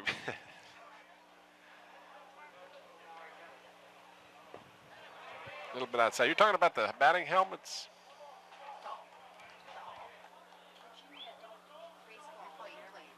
Yeah, we wanted to make reference to the fact that the Virginia Adult Baseball League also plays here. So, of course, the stadium does not sit idle when Apprentice School is not playing. But regardless of that fact, the field is in immaculate condition. Fouled out of play down the good thing we have Donna Cole here to keep you straight. I know it.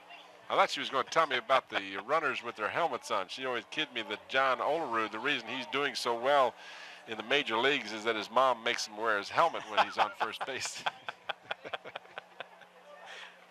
If you haven't already gathered this, my wife is an avid baseball fan.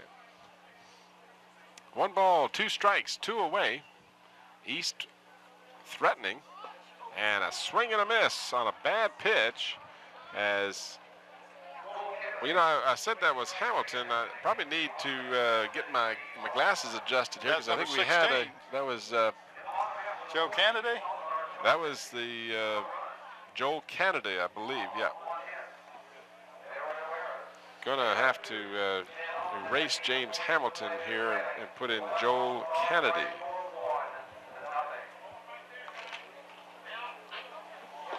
Just the first of a flood of substitutions, I'm sure. That's what I said.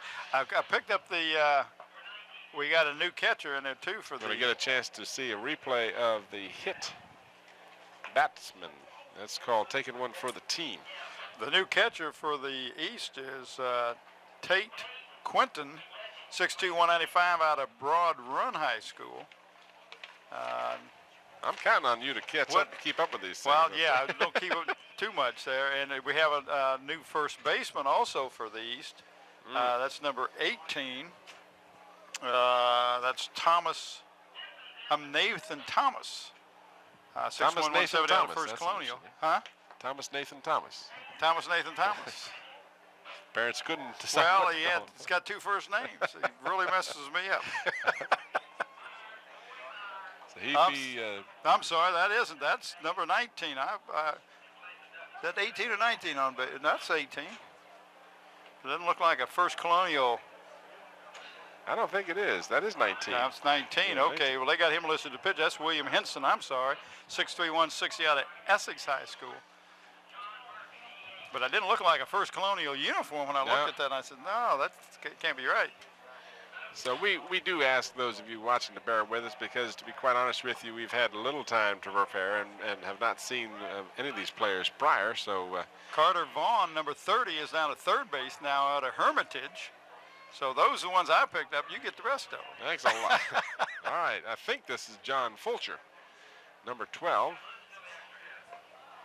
And he takes the first pitch from Wheeler for a ball. He grounded out pitcher to first in the second inning.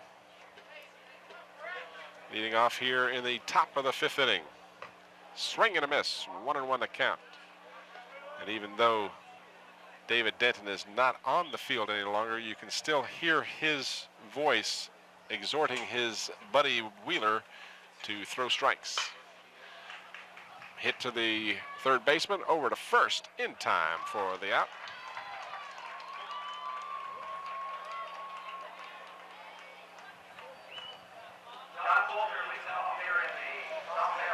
And that'll bring up the batter number 20, Rhett Fisner. He is the second baseman.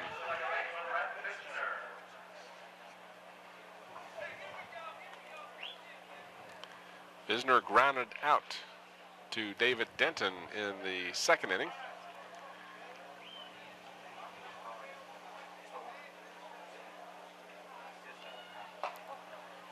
Visner headed for Longwood College. A little high for a ball. Visner, if you recall, Bob, played for Garfield when we saw Kecoughtan and Garfield tangle in the championship game of '92. Yes. I remember the name, and I was wondering, you know, and I wasn't paying attention when you said what high school, but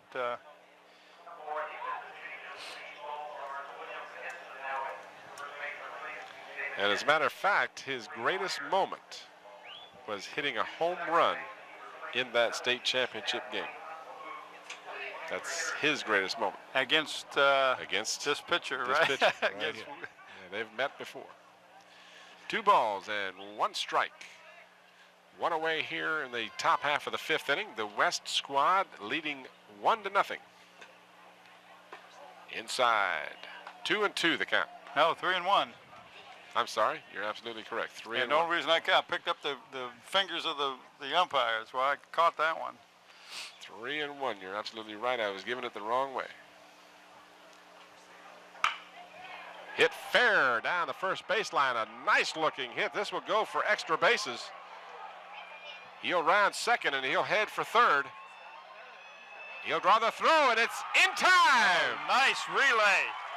Great job of getting that ball in, because it went all the way to the wall, and that's 335 down the line. Great throw into was that the second baseman that got that ball, Tim, I believe, and made that throw into the third base. Well, they did it like you're supposed to do it. The ball was hit sharply, and an excellent job by Visner to run like the Dickens, but that throw just nailed him. That was a perfect relay and a perfect throw to third to get the out. And now the batter for the West is number 12, and that would be Kevin, let's see, number 12, that's Vince Worley, I believe. Yeah, that's the young man out of Jefferson Forest High School. I want to see how you keep up all this. Oh, this is going to be a nightmare, but that's okay.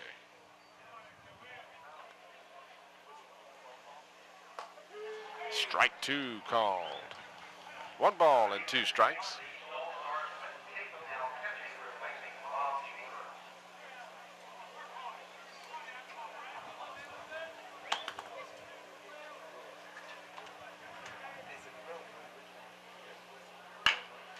Ball hit to the shortstop, took a bad hop on it, and he will just not have a chance to make a play. Tim, had he caught it cleanly, he wouldn't have caught him. No, I don't think you're right. I think you're right on that. Worley scooted down the base path. He's got some excellent speed. And this will bring up the batter, number 9, William Morton. That will be scored a single. That'll be the 6th hit.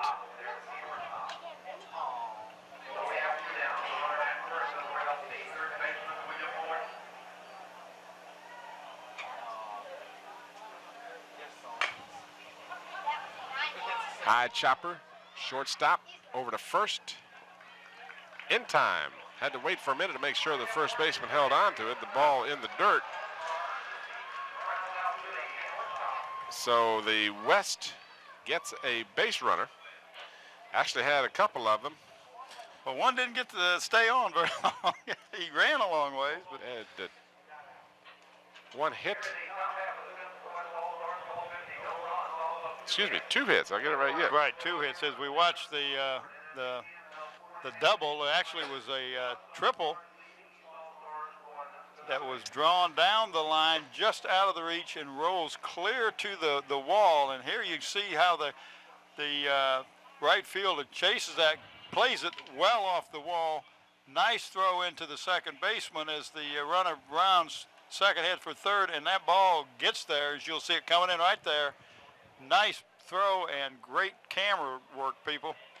And our camera people have just been excellent and we can put them any kind of a athletic contest, and they do well. And of course, it's Don Bell. Our lightning rod. Don is our lightning rod tonight. He is out here in case there's any lightning. He's going to draw all the bolts. And of course, Melvin, CBS hooker, and Jerome, not so young, over here on our right. The A-team, I assume Bev Penn is down in the truck along with Alan Parker, a young man that you always seem to forget. Oh, I don't forget Alan. Bev Penn, Alan Parker, of course, Dr. Sam Still, and Scotty Beam Me Up Bowers. So we move to the bottom half of the 5th inning. And Brett Wheeler will be the scheduled batter.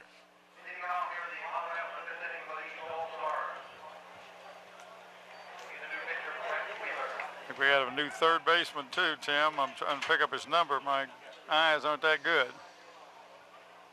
We'll catch him when we can get him. My score sheet from this point on is almost useless. 16. There, he bent over for I could. Oh, he's the same, you know. That's Michael Thompson, it looks like. Wheeler hits it to the right field. A right fielder playing in on the play. Played him perfectly, as a matter of fact.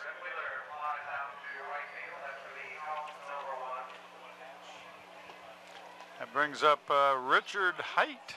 Tim, the first time he's been up, number 14. Central High School. Is that who you got? No, I'm sorry. That's Corey Myers out of Stewart's Draft.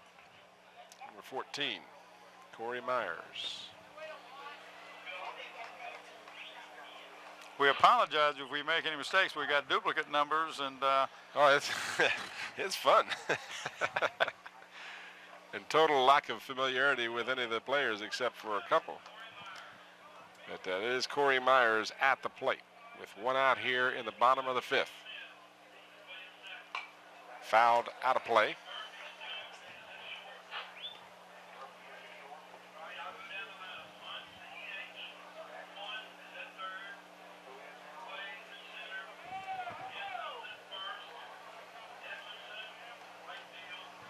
See, our good buddy Bill Nettles is getting direct feed from the dugout. The dugout there as to who's playing where. Chopper hit to the shortstop, and he does not play it cleanly and will not get the batter. Again, I would have to call that an infield hit. I don't think he would have got him had he fielded it cleanly. It was a low runner, actually bounced over the head of the pitcher. Brings up number 7, Tim.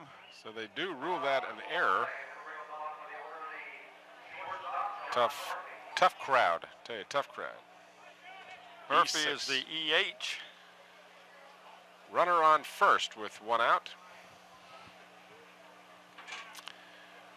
Murphy singled in the 3rd inning. Swings and misses.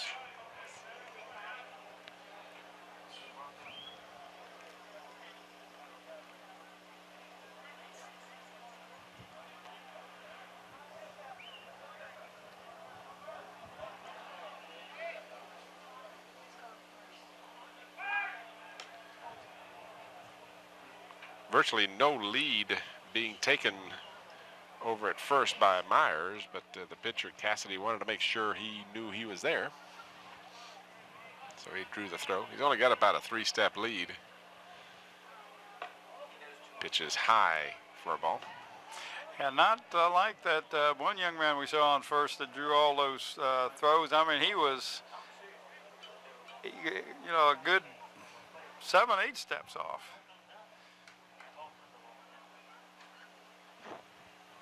Swing and a miss. So Mr. Cassidy has some good velocity as he has been out in front of these batters. 1 ball and 2 strikes with 1 away.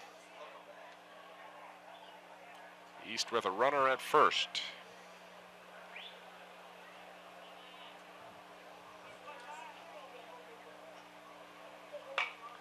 Foul back. And he was just kind of protecting the plate. That looked like it was a little outside and high, but he wanted to protect the plate with two strikes.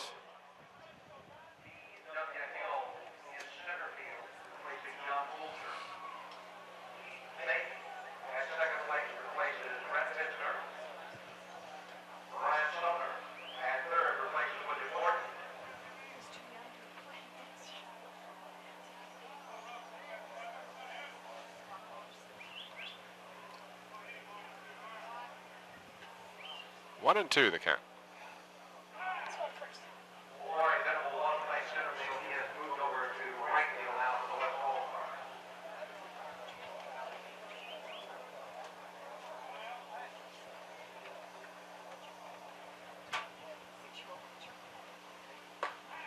Swing and a miss for strike 3. So Murphy is the second out of the inning. And that will bring up the young man who is the leadoff batter, Wayne Hunt. That young man from Deep Creek. He's the young man that showed such great speed and base running ability.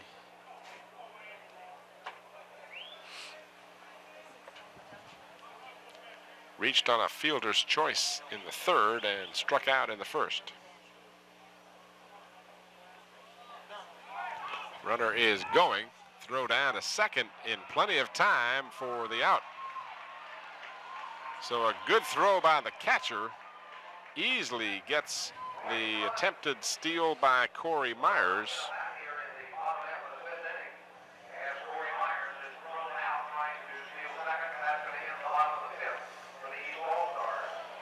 So that will allow Mr. Hunt, or at least whoever may bat in his place, to lead off the next inning. We won't know who's there. We'll watch the throw down. This was a fine job by the catcher.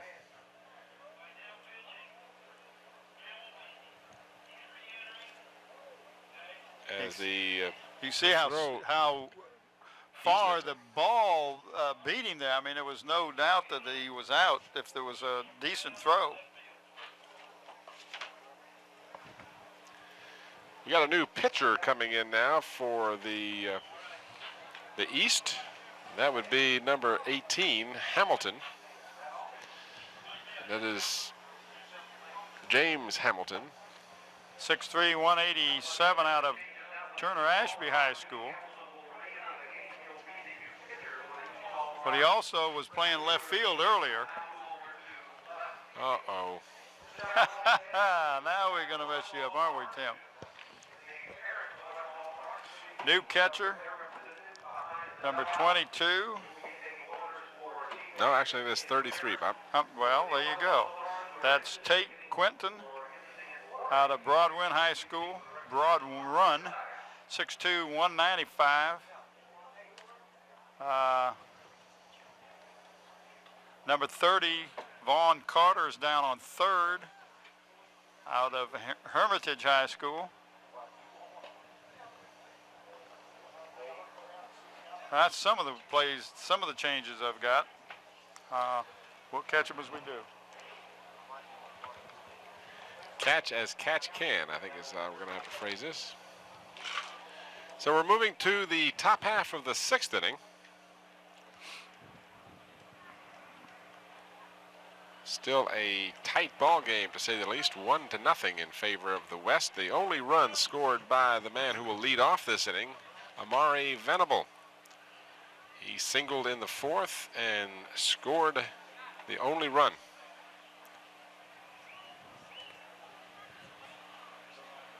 And now they're going to change the batting order on me here, as we will see, in fact, number 12. That would be Vince Worley. He's out of Jefferson Forest High School. And see, we have only 4 number 12s, Tim. Yeah, I know.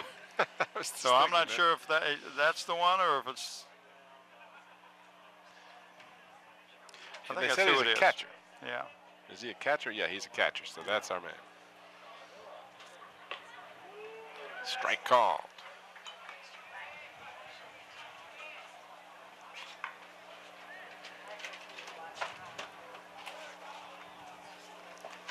Swing and a miss, strike 2. Wheeler worked 2 innings, faced 9 batters through 30 pitches, had that proverbial 2-to-1 ratio that you look for. 20 strikes, 10 balls, 1 strikeout, no walks. Thank you, Mr. Bill. 1 ball and 2 strikes to the batter, Vince Worley. Nobody out here in the top of the 6th. Now there is, as Worley is down on strikes. And now this will bring up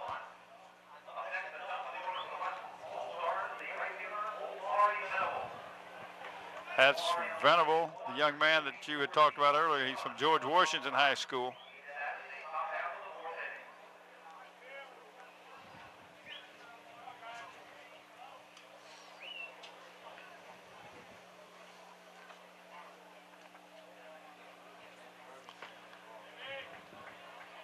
foul tip for a strike.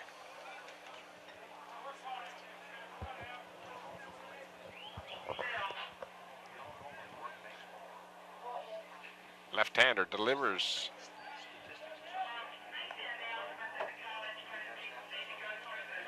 For a ball, 1-1. Omari Venable fouled down the third baseline, out of play. 1 ball and 2 strikes to Venable.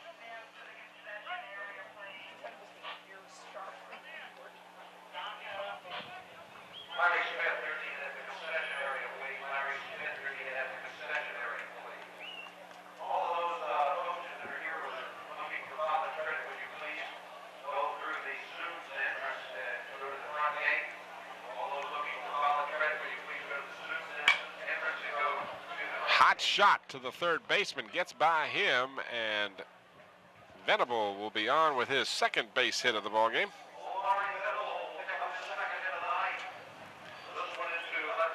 A hot shot past the third baseman down there. That is, that would be the East squad third baseman. That is Carter Vaughn now playing third. And now we have number 14. Trying to find out what school a young man is from. Well, we got 2 14s. I would assume, since he is taking the place of the shortstop, Would be Gary Wiggins out of William Byrd High School. That will be a guess.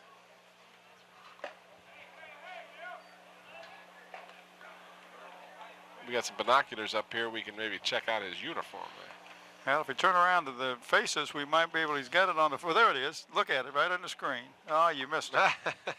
You got to be quicker than that. Pitch high for a ball. And then he turns his back on us. What does it say?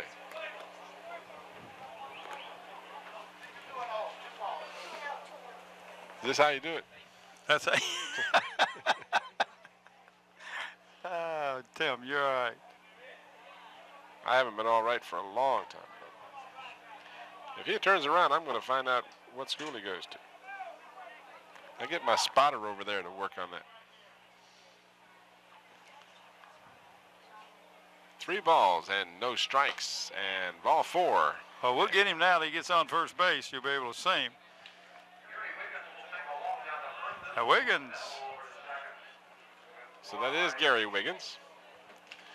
And this brings up L.J. Yankowski. He is 1 for 2. Singled in the 4th, flat out in the 1st. He has the only RBI in the ball game.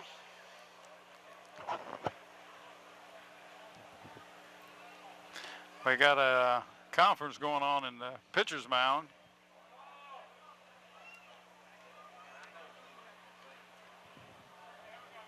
So runners at first and second with just 1 away here in the top of the 6th.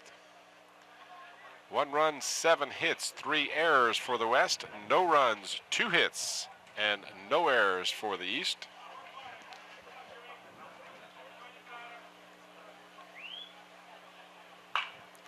Fouled out of play.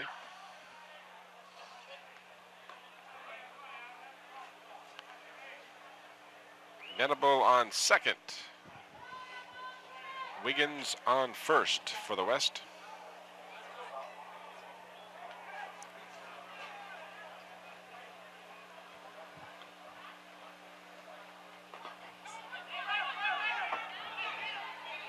And then runners will advance as the ball got away from the catcher. It hit something. I didn't know whether it hit the bat or not, but obviously it didn't. Too.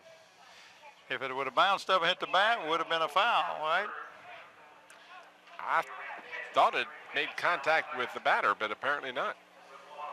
So the runners advance to second and third now. So the East is in a bit of a jam here with just one away.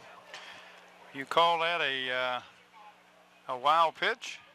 I would, if I had, I would call it a wild pitch versus a pass ball. And there you see a base hit to right field. That'll score 1 run and probably 2. Nope, they hold up the runner at third, wisely so. That's the second RB5 for that young man.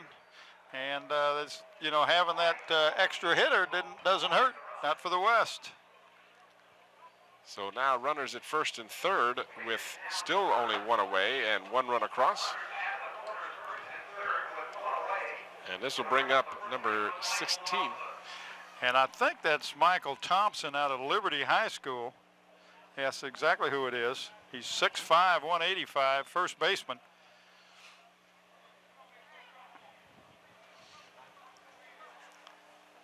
So Rhodes is out of the ballgame. Here's the wild pitch that we were referring to that allowed the runners to advance.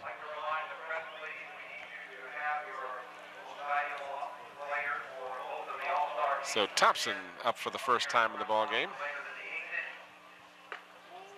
And he takes a call strike.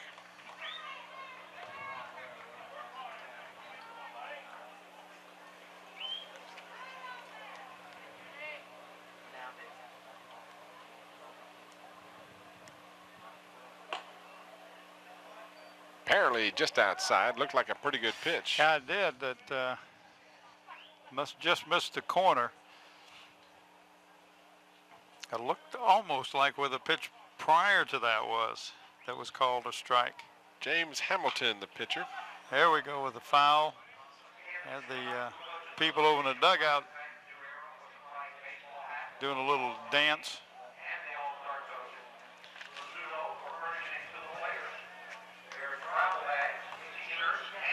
Michael Thompson, as you said, Mike Thompson is going to Longwood College. Several players in attendance tonight headed for Longwood. Just a couple that I know of. Looks like a pretty good pitch. Again, another ball called.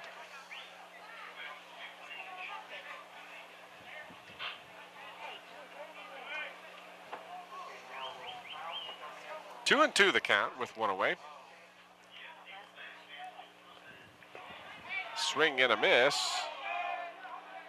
for the strikeout. Got a lot of action on that as the runner advances to second. Well, that was a smart move on the runner, Tim. That took away the force at second. So the batter now will be Sean Fouch.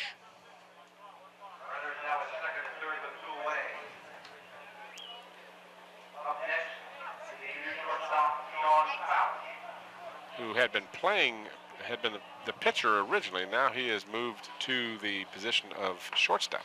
Another one of these that's one of the young men from Virginia High School. There's 2 of them on the West roster.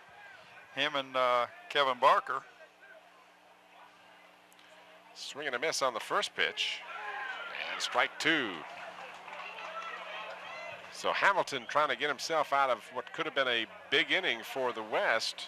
He has allowed 1 run, but should he get out of that with no more than that, he will have done an excellent job. Fouled out of play down the third baseline. Sean Fouch 0 for 2.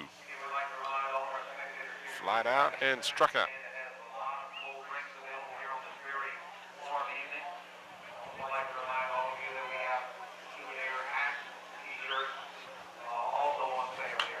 Foul back, stays alive. Very impressed with this young man's pitching ability. He did a fine job in the 3 innings he worked.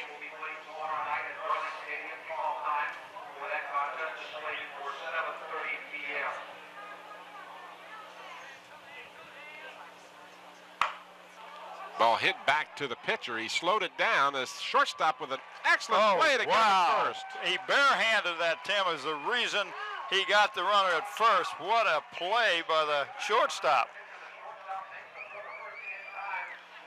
superb effort to end the inning, which could have continued to be a big inning for the West. And instead, they do get one run on one hit. Here we watch that play, Tim. Watch, the pitcher almost comes up with the ball. He comes right back, and he almost catches it with the bare hand, his pitching hand. He slowed it down enough, and the shortstop come in. Watch this camera work. Picks it up in one motion.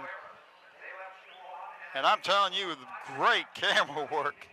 Oh, wow. Got him by half a step.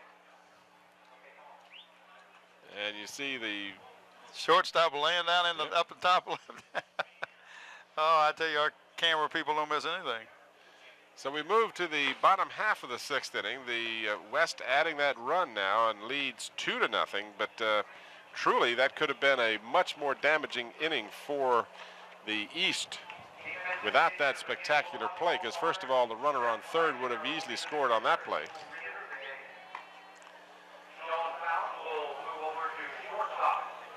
So the pitcher now for the West is number 16, and that would be Seth. Is that Reisinger, or is that Michael Thompson? Right. Yeah. No, that's who it is. Seth is the new pitcher out there. And Wayne Hunt remains in the ballgame for the East, so that much we know, and much more than that is in question. Well, we know we got coming up to bat. Wayne Hunt looks like he's warming up, and also down on deck is Carter Vaughn, number 30, who looks like he's going to be batting second. We'll see what happens. We had the change with the catcher. Vince Worley is the catcher now for the West.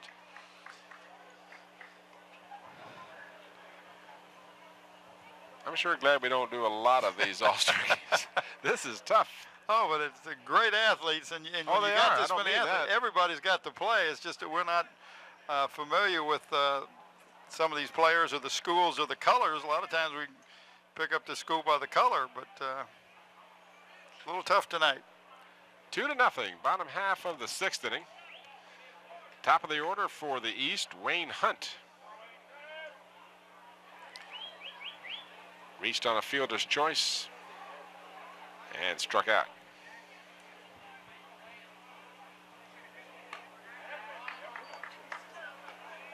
First pitch is outside for a ball.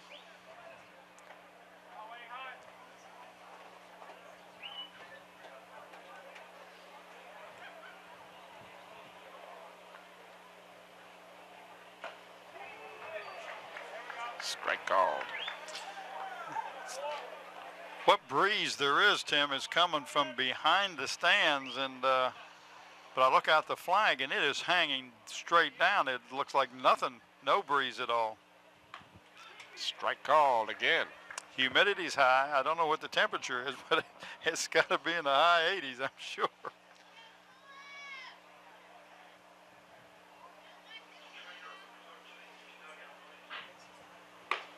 Hunt swings and misses on the high heat. And he is the first out of the inning. And there's Carter Vaughn coming up, Tim.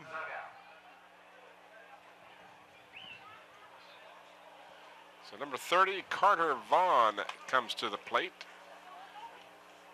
for the East from Hermitage High School. Also undecided, but he does want to attend college. He enjoys all sports. Well, he plays first, third, and is an outfielder, so he's very versatile. And he earned an academic letter, bar, and made the all-academic team for the district and region. So obviously the young man can do more than swing a bat. Yeah, you got that right. 2 balls and no strikes to Vaughn, and he takes ball 3. So the East in dire need of a base runner here.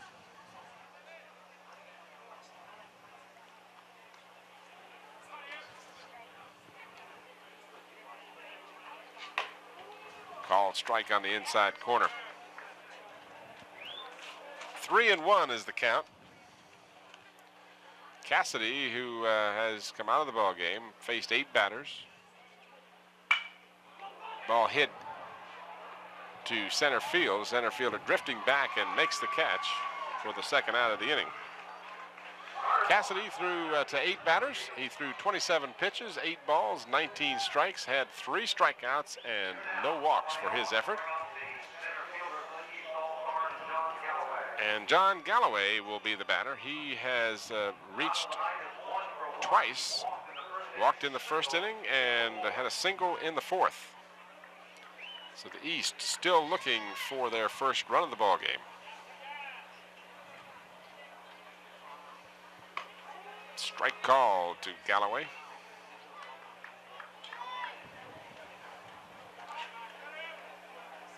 John Galloway from Midlothian High School, going to UVA in the fall. Just off the plate, 1-1 the count. Umpiring crew's done a good job so far tonight. Well, they really have, Tim. And they've been tested. Eddie Williams behind the plate.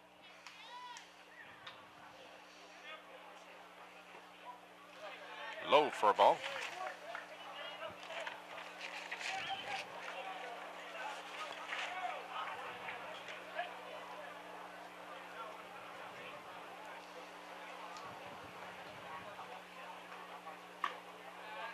Inside for a ball. This stadium, of course, brings back a lot of fond memories for myself as a young man. I used to come out here and watch some rising major league players, not the least of which was a young man who played catcher for the Cincinnati Reds. It wouldn't for be about Johnny 20 Bench. years. I was here the night that, few of the nights that he was playing. I remember him. He In and fact, Hal- he was catching the night that the airplane went down in Buckrow. He sure was. Johnny Bench started his career here, played 1 season for what was the old Peninsula Grays, as Galloway goes down swinging in 1-2-3 order for the East squad in the 6th inning. So 6 full innings. Lou Pinella was also a ball player that was here. That was a changeup on that last pitch. Well, I was going to get to some of those other players too. Gene Tennis, who enjoyed a great career with Oakland A's and others. Hal McRae, the current coach for the Kansas City Royals, played on that same team with Johnny Bench. Right, sure did. And several others over the years. Of course, probably the most famous prior to Johnny Bench to play here in the 50s was Duke Snyder. Played for the Newport News Dodgers. We get a chance, Tim. While we're warming up, let's take a real quick tape change, little timeout. We'll be back in just a minute.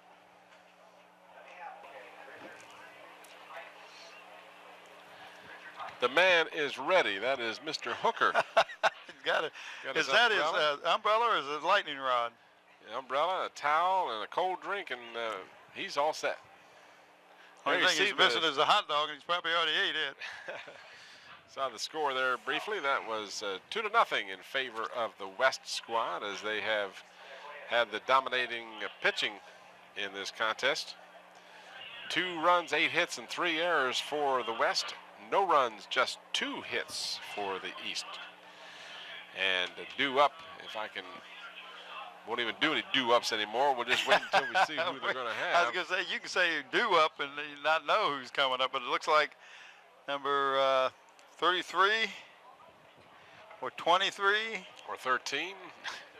Here's the, right outside our perch, Don Bell. The batter is 23, and that would be, I would assume, B.W. Hill.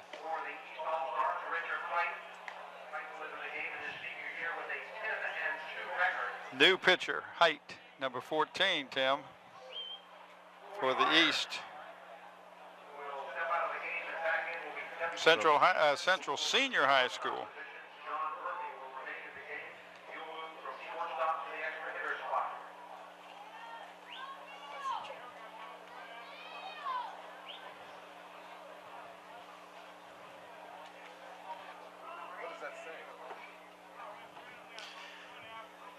It is number 23 getting ready to bat for the West. Young man is 6 foot 175. B.W. Hill takes the first pitch from Height and hits it high in the air to right field. The right fielder calls for it and makes the catch. for the first out of the inning. Rhett Fisner would be due up, but he will not be the batter, as we'll have another substitution. That will find number 14. Which 14? Yeah, which 14? I think it's probably going to be Keith Maiden, but I wouldn't swear to it. No, I think that's Gary Wiggins, actually. William Byrd High School.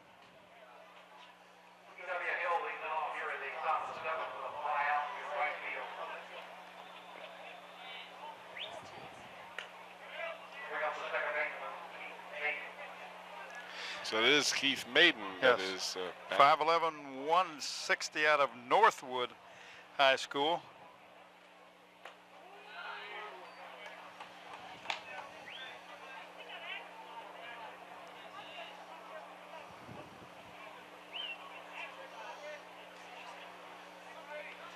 Top half of the 7th inning. In the dirt for a ball. 2 balls and 1 strike. 1 away here in the 7th.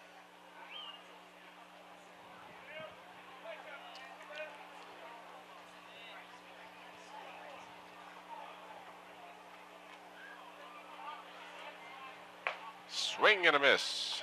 Strike 2.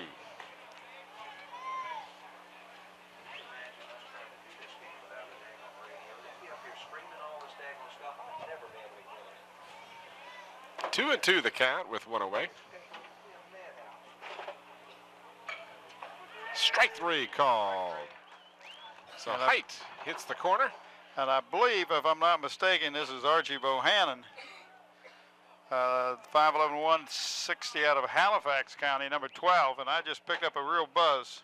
Yes, you did, and I'm picking up the same thing. So we may have some problems with a ground problem, Scotty. Ball is hit in foul territory, out of play.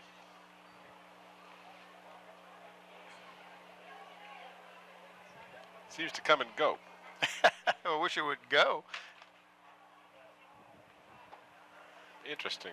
Okay, we seem to be. No, we're back. Well, okay, now. Yeah, Scotty says it happened last night at 9 o'clock, or the other night, so it's a 9 o'clock thing. I'm not going to argue with him. Takes place after the first half of the 7th inning, does it not? Correct. No, after the first half. The 7th inning stretch takes place in the home half of the 7th inning. 7th inning. So you're already ahead of the game, though. See, you're already standing up. Yeah, Up, catch. out of play. 2 and 2 the count with 2 away here in the top of the 7th. And we'll all be taking the 7th inning stretch between innings. Bill Nettles has said he's done a lot of softball games. He's done over 600 high school basketball and football games. This is his first baseball game. Rifled over to first for the 3rd out of the inning. Now we can do our stretch. Now we can do our stretch. So we've played 6.5 innings. No hits, no runs, no errors. 3 up and 3 down, as a matter of fact. So the West squad still continues a 2-1 lead. And the East squad looking for just their 3rd hit, as they are just 2 hits on the board with no runs. We have a new pitcher for the number Joel Kennedy is now pitching for the, I'm sorry, this is the West is out there. Boy, I'm getting mixed up. Yeah, see, it's not easy to do that. That I think is, well, that could be Seth Greisinger. No, it could be Brian Summers. Let's see, what is the name of the school that, yeah, I bet that's who it is, Lebanon High. I can't read the, Timothy. Here, check it out. But I believe this young man who is last minute, well, not last minute, but he was not on our roster. He's from Lebanon High School. Group A Player of the Year. well, That's who it is. It says McLean on his jersey. Well, McLean would be, then that's Seth. That must be Seth Greisinger. Okay. Here's the close play. Well, that was that play from earlier that could have gone either way. So it is Seth Greisinger who originally started was, shortstop. He yeah. started at shortstop originally, so. So he is now the pitcher. And the batter now is number 19, and that would be William Henson.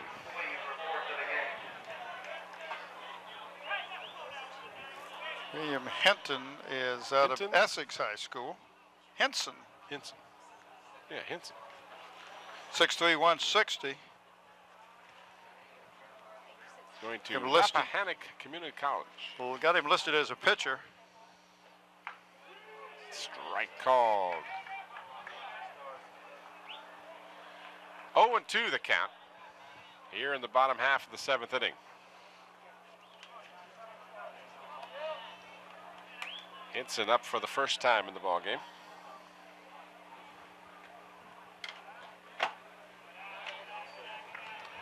Ball and 2 strikes. Boy, do you have a real hum to yours? I can't even hear you. I can just barely hear you, so. So we apologize. We don't know whether you at home are experiencing the audio problems that we are here, and hopefully not. Well, that seemed to clear up again. Well, it's 9 o'clock. As Scotty said, the gremlins are out. 2 balls and 2 strikes to the batter, Henson. Leadoff batter here in the 7th inning for the East.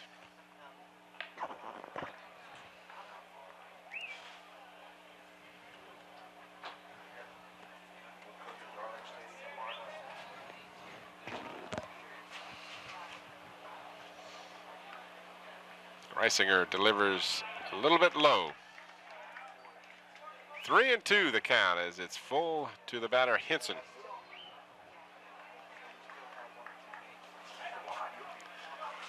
Leadoff batter in the 7th for the East, trailing 2-0. Swing and a miss for strike 3. So Henson, a strikeout victim. And that brings up Patrick Edmondson, who has played the entire ball game for the East.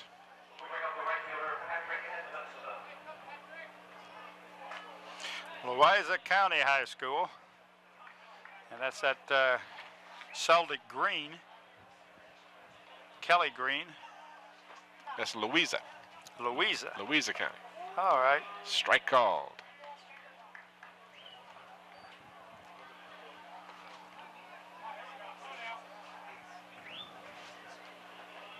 Swing and a miss for strike 2. So Mr. Greisinger showing some of his versatility. Started at shortstop. Give you a total of strikeouts in the ball game for each of these squads. Well, that's kind of what Scotty did, but he sure cleaned up the hum, didn't he? Yeah.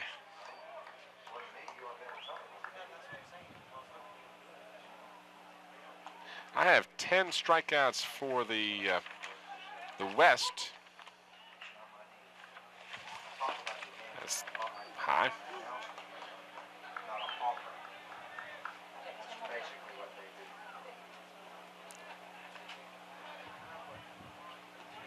And 7 for the East. So we have a total of 17 strikeouts in the ball game as the pitching has been extremely strong. Hit to the shortstop. Edmondson gets down the base path quickly, but is just nipped for the second out of the inning. That'll bring up the catcher for the East squad, number 33, Quentin Tate.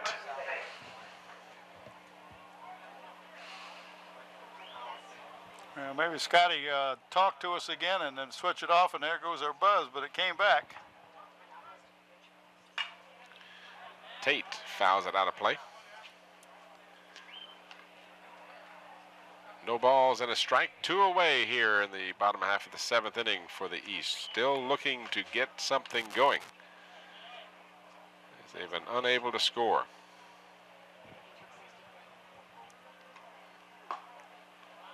A little bit outside for a ball.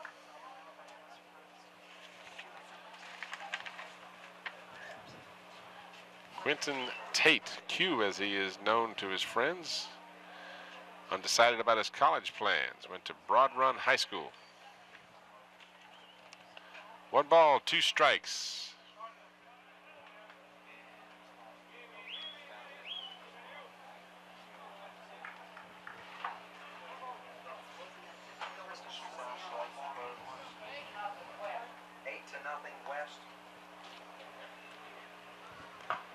Strike 3 nice. called. Right on the corner. That was a good shot. We're So still 2 getting, strikeouts in the inning.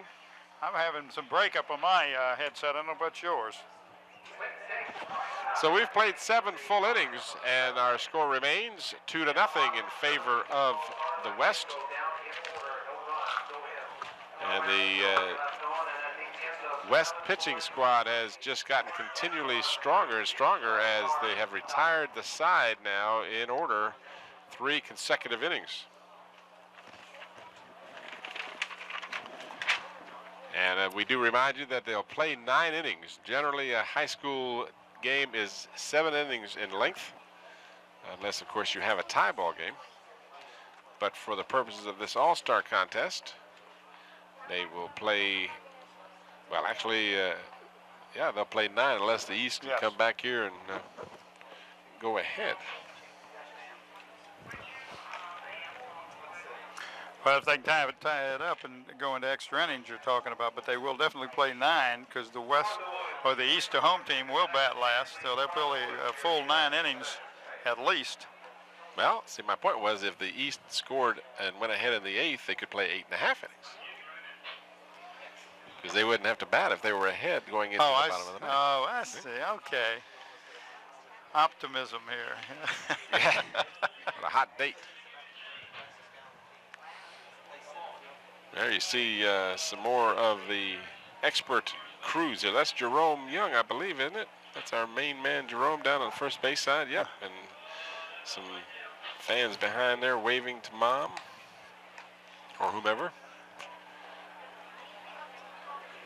And without beating a dead horse, I do want to again congratulate our crew for their always superb effort. Our camera people and our support people are just spectacular. They do a great job and give of themselves and of their time constantly in freezing cold weather during the football season and basketball season, and extremely hot weather for baseball, softball, and soccer.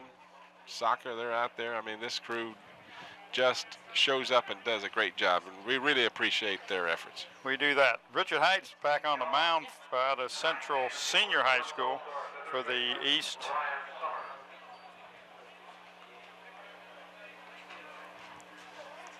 And leading off for the West will be number 16. Which number 16 that is, we're not sure. But I think that's Michael. No, that isn't Michael. That's Michael Thompson, first base, 6'5", 185 out of Liberty.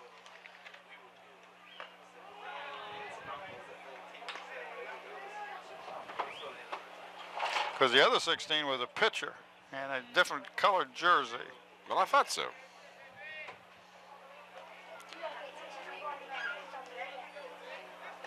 The other pitcher was Seth Greisinger, who is pitching as we speak for the West, at least when they're on the field.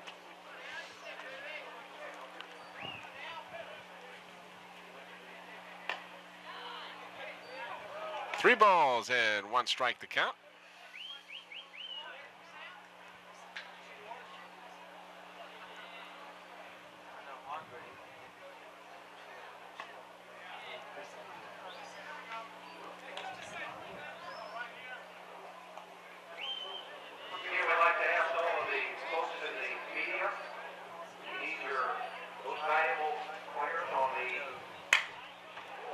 Hot shot up the middle, almost took the pitcher's head off as Thompson reaches with the smash up the middle. And Height was lucky to get away from being hit. He was moving. And now we have number 12, and we have 4 12s. That's Vince Worley. That of Of that, I am almost certain. Okay. Jefferson Forest High School.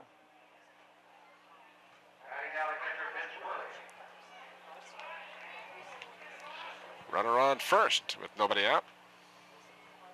Swing and a miss. We have young Mr. Denton back on first base again. I just want to see what you like the way your eyes roll. I'm doing the best I can to keep up with this. Well, they do have re-entry. If they re-enter, I guess they have to re-enter at the same place. I don't know. I'm still trying to figure out what's going on.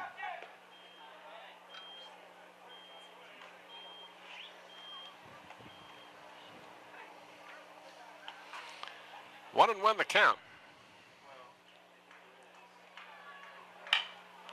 Ball hit to the right side, short right field. The right fielder comes in and makes the catch for the first out.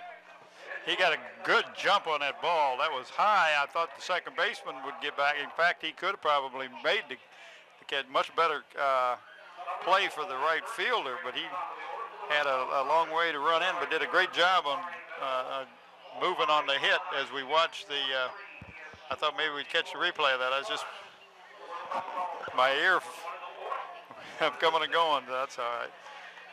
Amari Venable is the batter. He, like a couple of other players, has played the whole game. Takes a strike.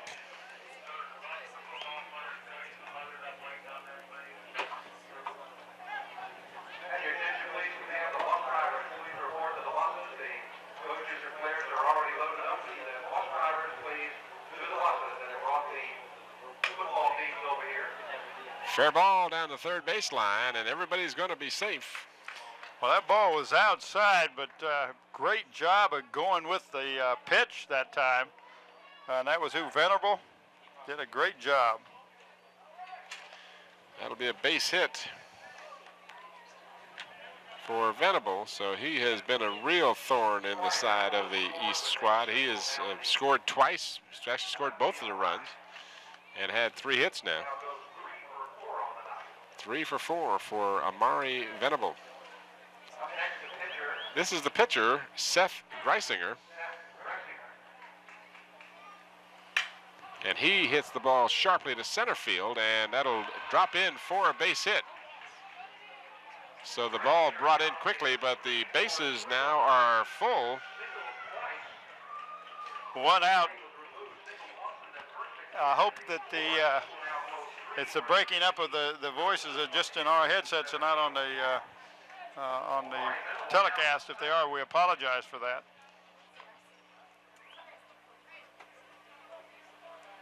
So the batter now is going to be L.J. Jankowski. The EH. And he gets the job done with a single up the middle. 2 runs will score. So the West here in the 8th inning now, breaking this game wide open, as 2 runs have scored on the single up the middle by L.J. Jankowski.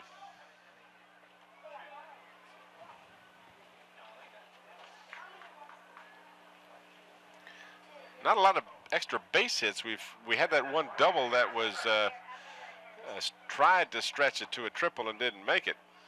But for the most part, it's been pretty much singles. But they have been well hit and sharply hit balls in the spots. I mean, there was no flukes, no Texas Leaguers or anything like that.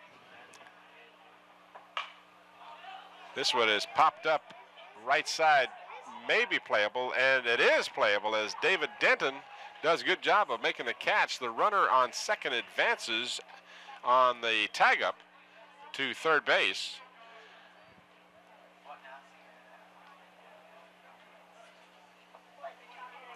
David Denton is able to get the second out of the inning for the East, and that'll bring up 21, Sean Fouch, who, like Venable, has played the whole game. Runners at first and third with 2 away.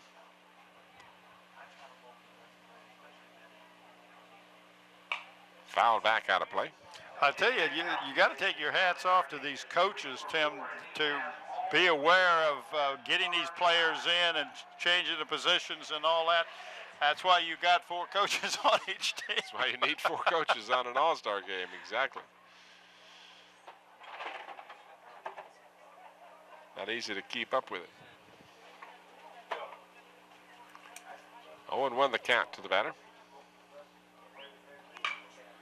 Fouch hits it to right field. The right fielder is under the ball and makes the catch for the 3rd out.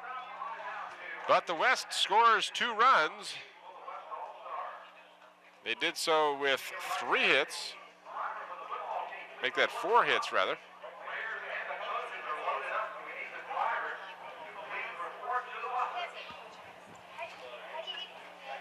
And this is number 7, Kevin Barker, pitching now for the, was he pitching last inning, wasn't he? Nope, no, I don't think so. I think this is his first appearance in the game. Because he had played left field earlier, so we're going to see him pitch a little bit. Watch the catcher Denton make a nice catch on this high foul right over next to the fence, and he makes a good move on the ball, and you see he gets to the fence and then reaches back to make the out. Nice job. Good camera work, guys. Bottom half of the 8th inning now. As you said, Kevin Barker will be the pitcher for the West. He's out of Virginia High School, Tim. He's 6'2", 180.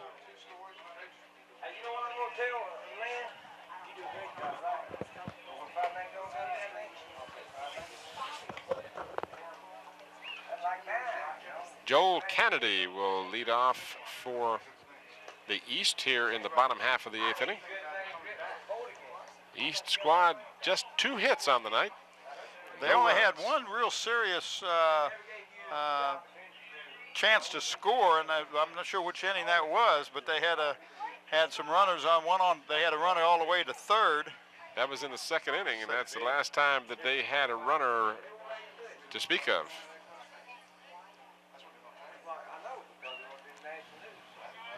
So the batter is Joel Kennedy. And the pitcher, Kevin Barker. Kennedy hits it to the right side of the infield. Second baseman comes up with it over to first and back in the ball game. Speaking of over to first, is the young man who started at first, Nick Rhodes, who has re-entered the game, as had David Denton for the East squad. Rhodes out of Lake Braddock High School.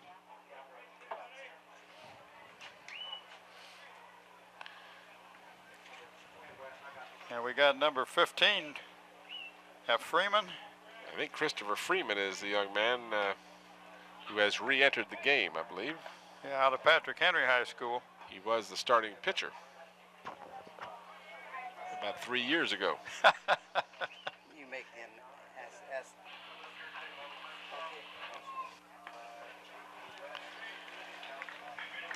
2 balls and no strikes.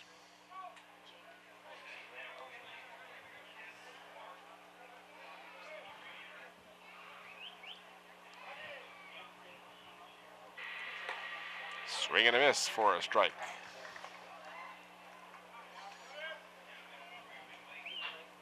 One out here in the bottom half of the 8th inning.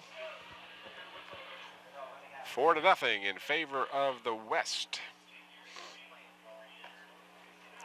And outside. Should the West hold on to this victory, they would assure the West of clinching the winning percentage in the 5-game competition. Just inside, and with that,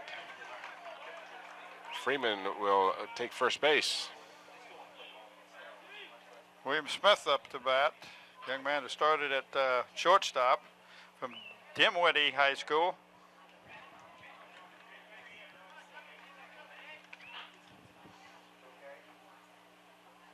Southpaw delivers, fouled back.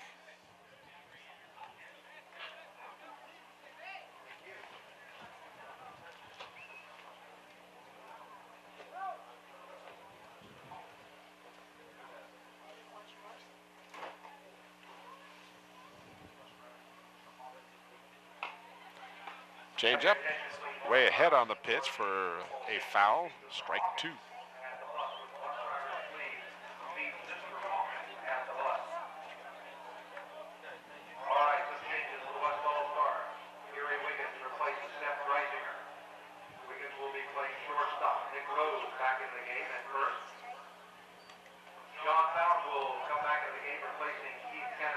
Oh, and 2 the count with 1 out.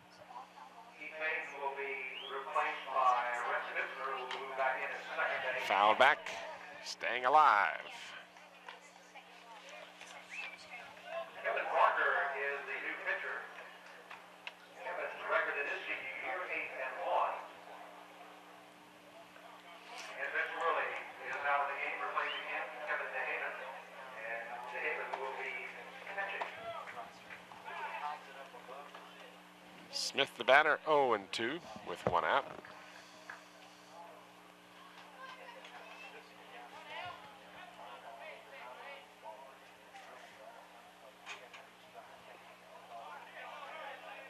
In the dirt, but the runner unable to advance.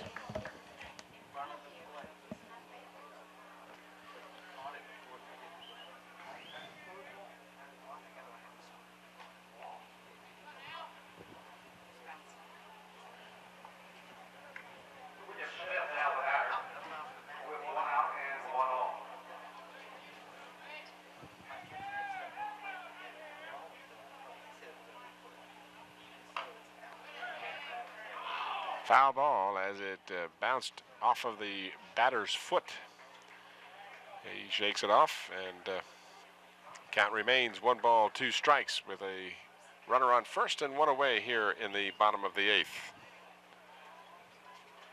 Tim Cole and Bob Hintz coming to you from War Memorial Stadium in Hampton. The 22nd annual All-Star competition. Over to second for 1, to first, not in time. So Smith will reach on the fielder's choice.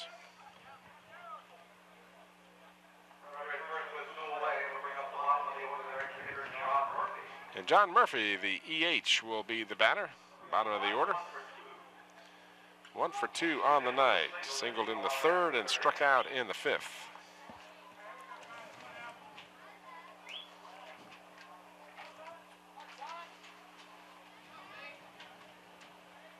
Right-handed batter with a runner at first. Takes the first pitch outside for a ball.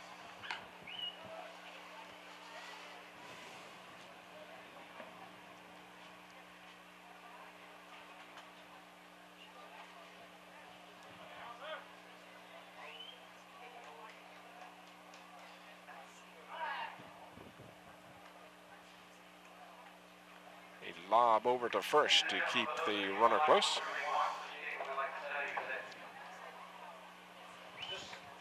School System Channel. The School System Channel will be airing this game tomorrow night, 8 p.m. Back to the pitcher. With 2 outs, he takes the easy play over to first for the 3rd out of the inning. So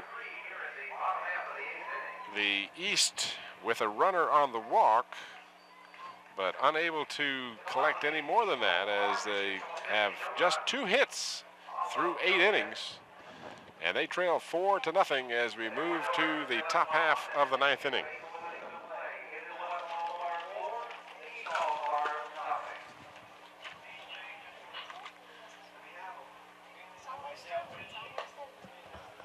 Pitching for the East is Joel Kennedy, number 16. He will remain at the position of pitcher, and back in at catcher is Rob Chambers. So the East squad has returned several players to their original starting position. David Denton, as you mentioned, Bob, last inning, back over at first. Kennedy is out of Chancellor High School, 6'2", 160.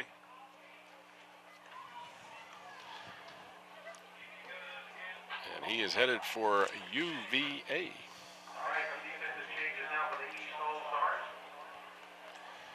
John Galloway on the same East squad, also headed for Charlottesville.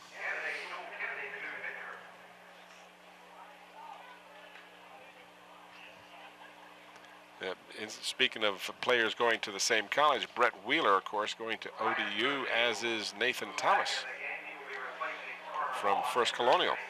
So, you know, those are two very fine athletes that are going to stay right at home and go to Old Dominion.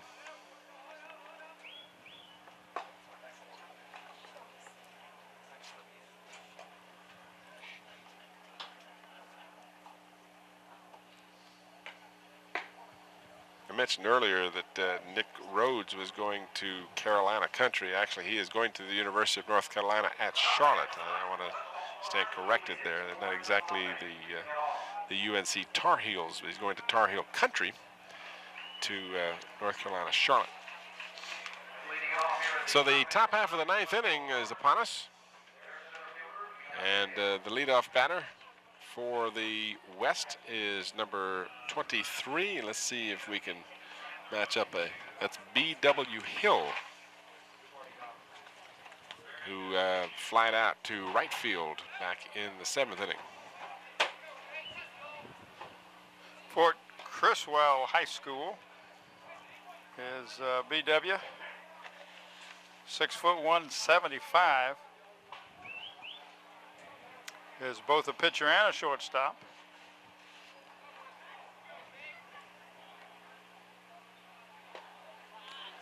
Takes ball 2.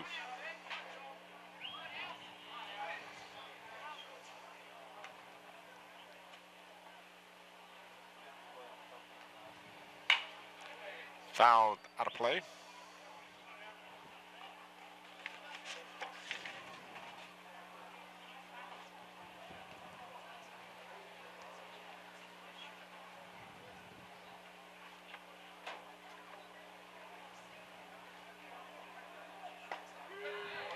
Oh, nice pitch on inside corner.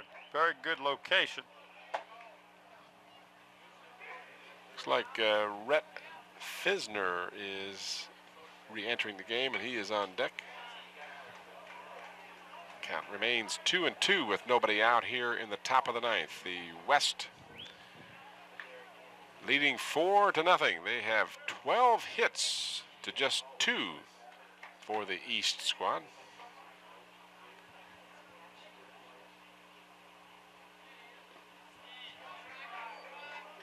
Count is full at 3-2.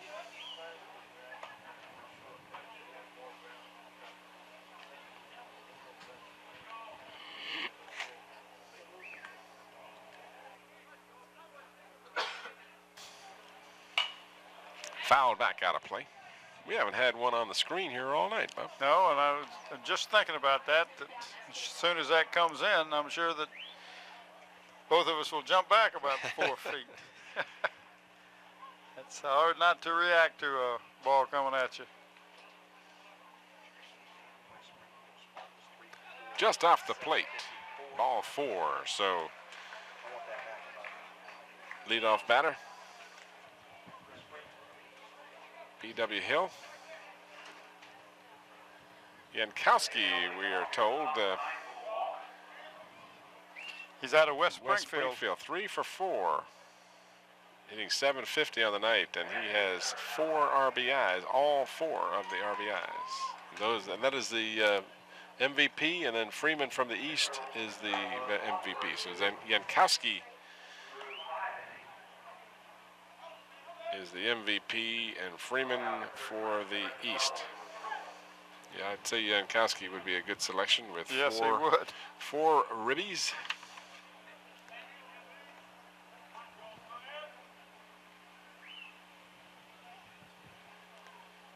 Hill at first base.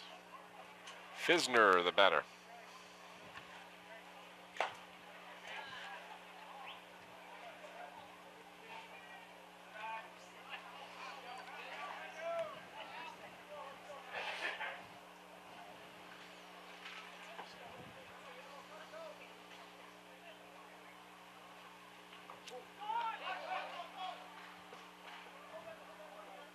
Wild pitch, advances the runner.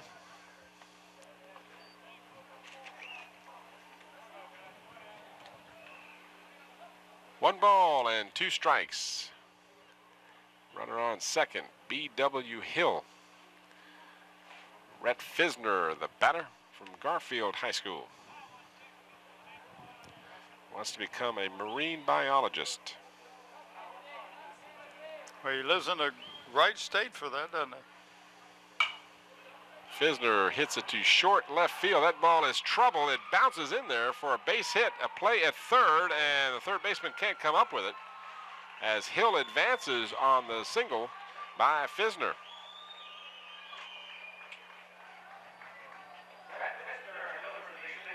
Oh, that, left fielder had an opportunity to catch that ball. Didn't get as quick a jump as he wanted to, and that's, I believe is that Freeman out there? Yeah, I believe it is.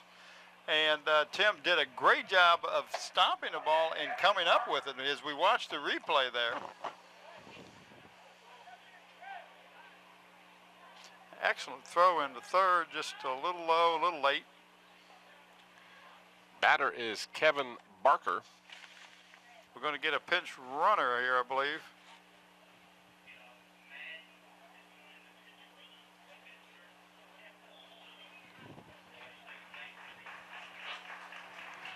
Fisner will come out.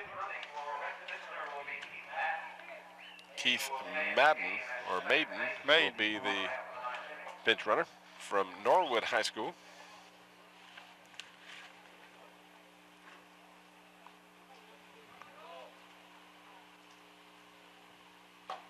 Barker swings and misses. Runners at first and third with nobody out here in the top of the ninth. West squad looking to add to their 4-0 lead. Call strike.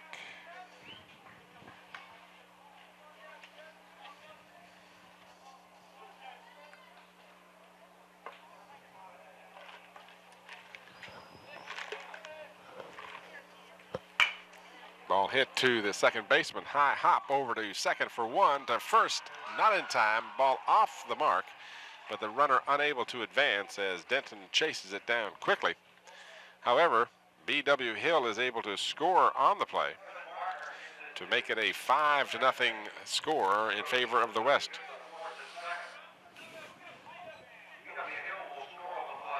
And we have another pinch runner, number 9 for the West, going in as a pinch runner. That is William Morton out of Powell Valley High School.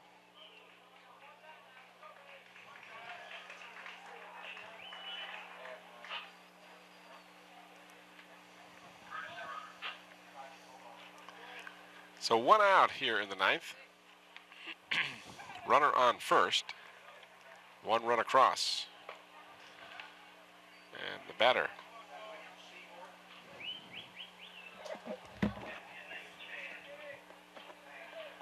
is Michael Thompson from Liberty High School.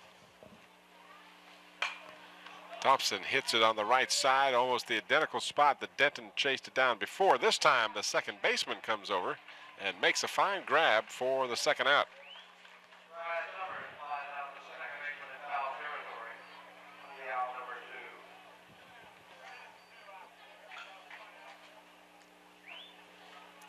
So with 2 outs now, the batter will be the original starting catcher, I believe, or is that Worley? I believe that's Worley. I think so too. The 2 catchers have both worn number 12, so that doesn't make it any easier. Call strike.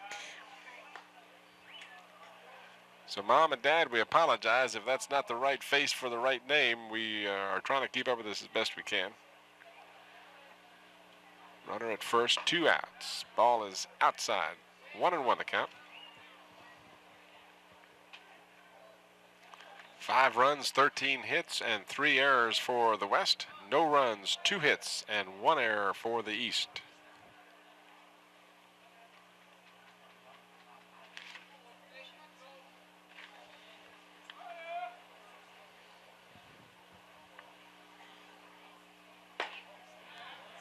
Inside.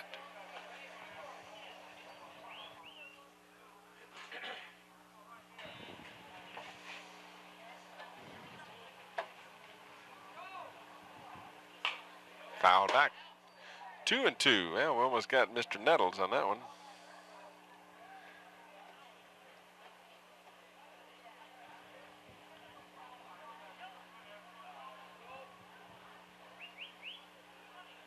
Two and two the count with 2 away. Runner at first. Pop up and nice grab by David Denton for the 3rd out of the inning. But the West scores another run on 1 hit. 13 hits, 5 runs, and they lead as we go to the bottom half of the 9th inning. The last chance for the East squad. Top of the order will be due up for the East. Your guess is as good as mine as to who that'll be, because I think they can re-enter almost anyone they want. Yeah, they really can, and that's good too, because that makes sure you get everybody to play, and you're not. So we got some changes coming on. I hear the guy on the radio talking to Bill, so we'll pick them up as they come up. Looks like the first batter is number 30 for the East. And I'll let you. That looks like it's Carter Vaughn. Carter Vaughn. He's the 3rd baseman, outfielder, first baseman, 6 foot 180 out of Hermitage High School.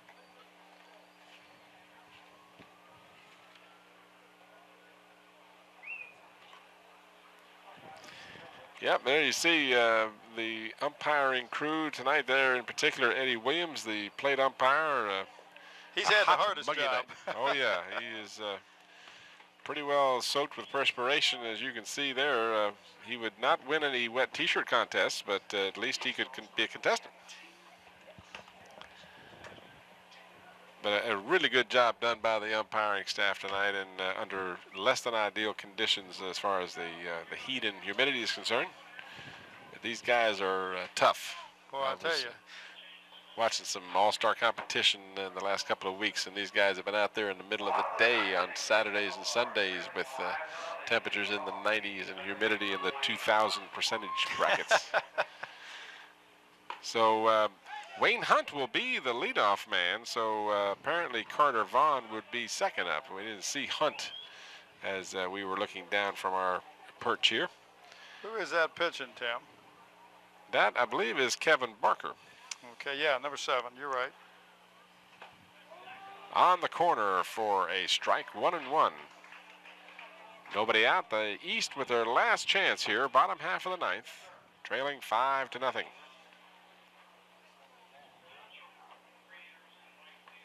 In the dirt for a ball.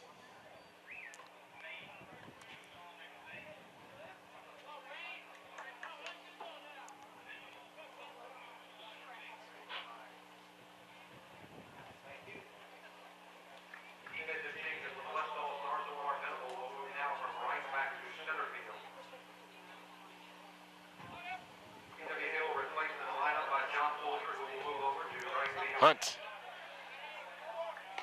watches ball 3 on the outside corner.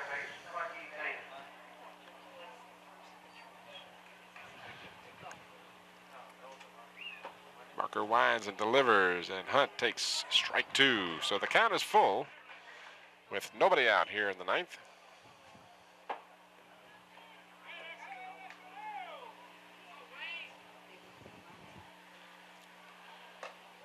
Wayne Hunt from Deep Creek High School races down to first base, so the East has that leadoff batter on base, and that'll bring up Carter Vaughn, number 30. Carter Vaughn from Hermitage High School.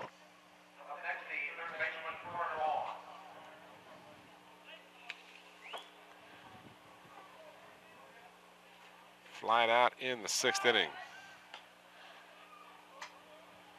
Wayne Hunt, who likes to torment pitchers, is over there at first. Will get a pretty good lead, although he won't go too far, I would suspect. Well, they can't afford to take any gamble. They need to get the runs.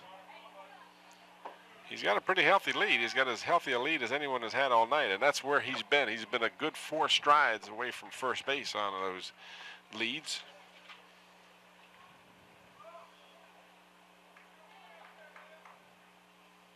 And he fakes as going, and now he'll have to go down to second. Over for one double play. No, they say the foot was off the bag. I thought he was going to signal him out, but he hesitated, the umpire, and called the runner safe at first. So just one out on the play. So Hunt is erased.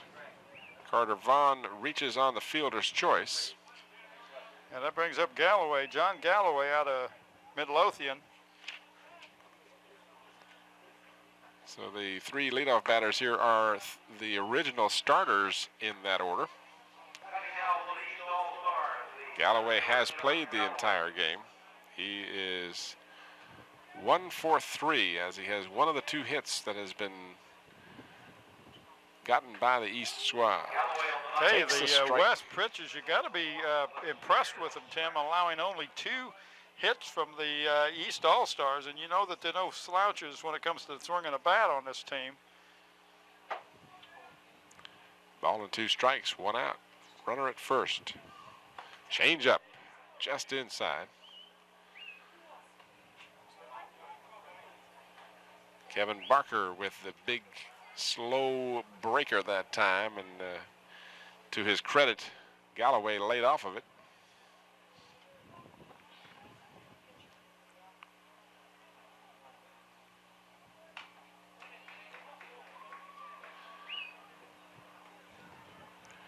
Two and 2 the count with 1 out.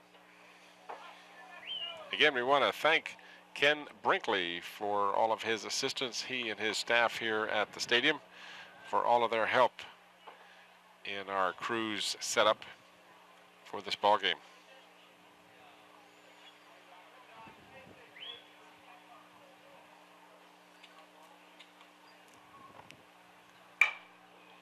High chopper to the shortstop. Over to first in time for the second out. Runner advances to second. Brings up David Denton. So David Denton, the last hope here for the East squad. David in a bit of a slump the latter part of the regular season. Still managed to have 400 plus batting average. And a great season for the Kecoughtan Warriors. Ball is loose momentarily, but the runner cannot advance. 2 out in the bottom half of the 9th inning. The West leading 5-0.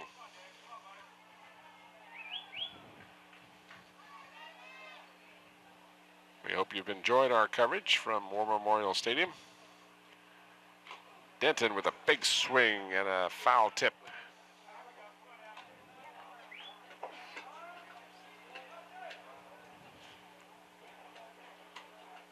Conference real quickly by the West battery mates.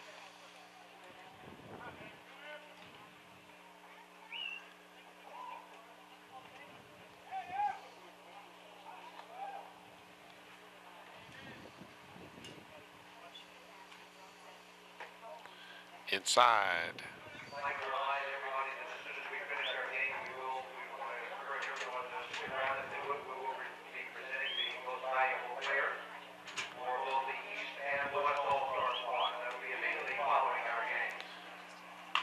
Denton hits it down the third baseline, foul. So the count runs 2-2 with 2 away.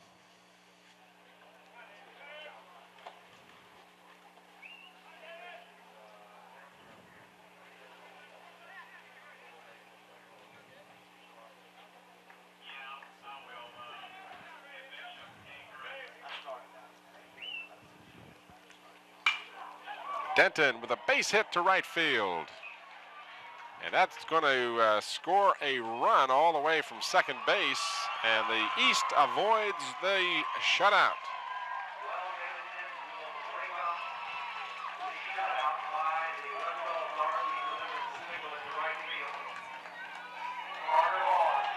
So let's look beyond this and say, hey, the rally's still alive here. You got a runner on first. Lots of hitting power coming up. This is Patrick Edmondson, the original starting right fielder, who will bat.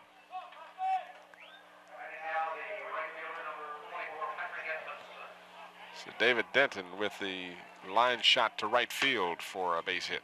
Just the third of the ball game for the East. Edmondson There's a well-hit ball, but right fielder's there, Tim. And that is going to do it as Edmondson flies out to end the ball game.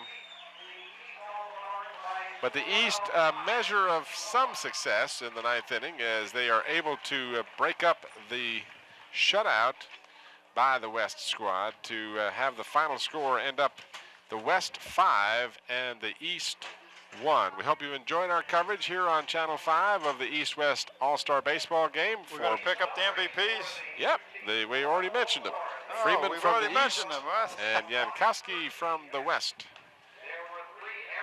As they, Jankowski with 3 for 4 on the night with 4 RBIs. And Freeman, the pitcher who started for the East squad, did a very good job.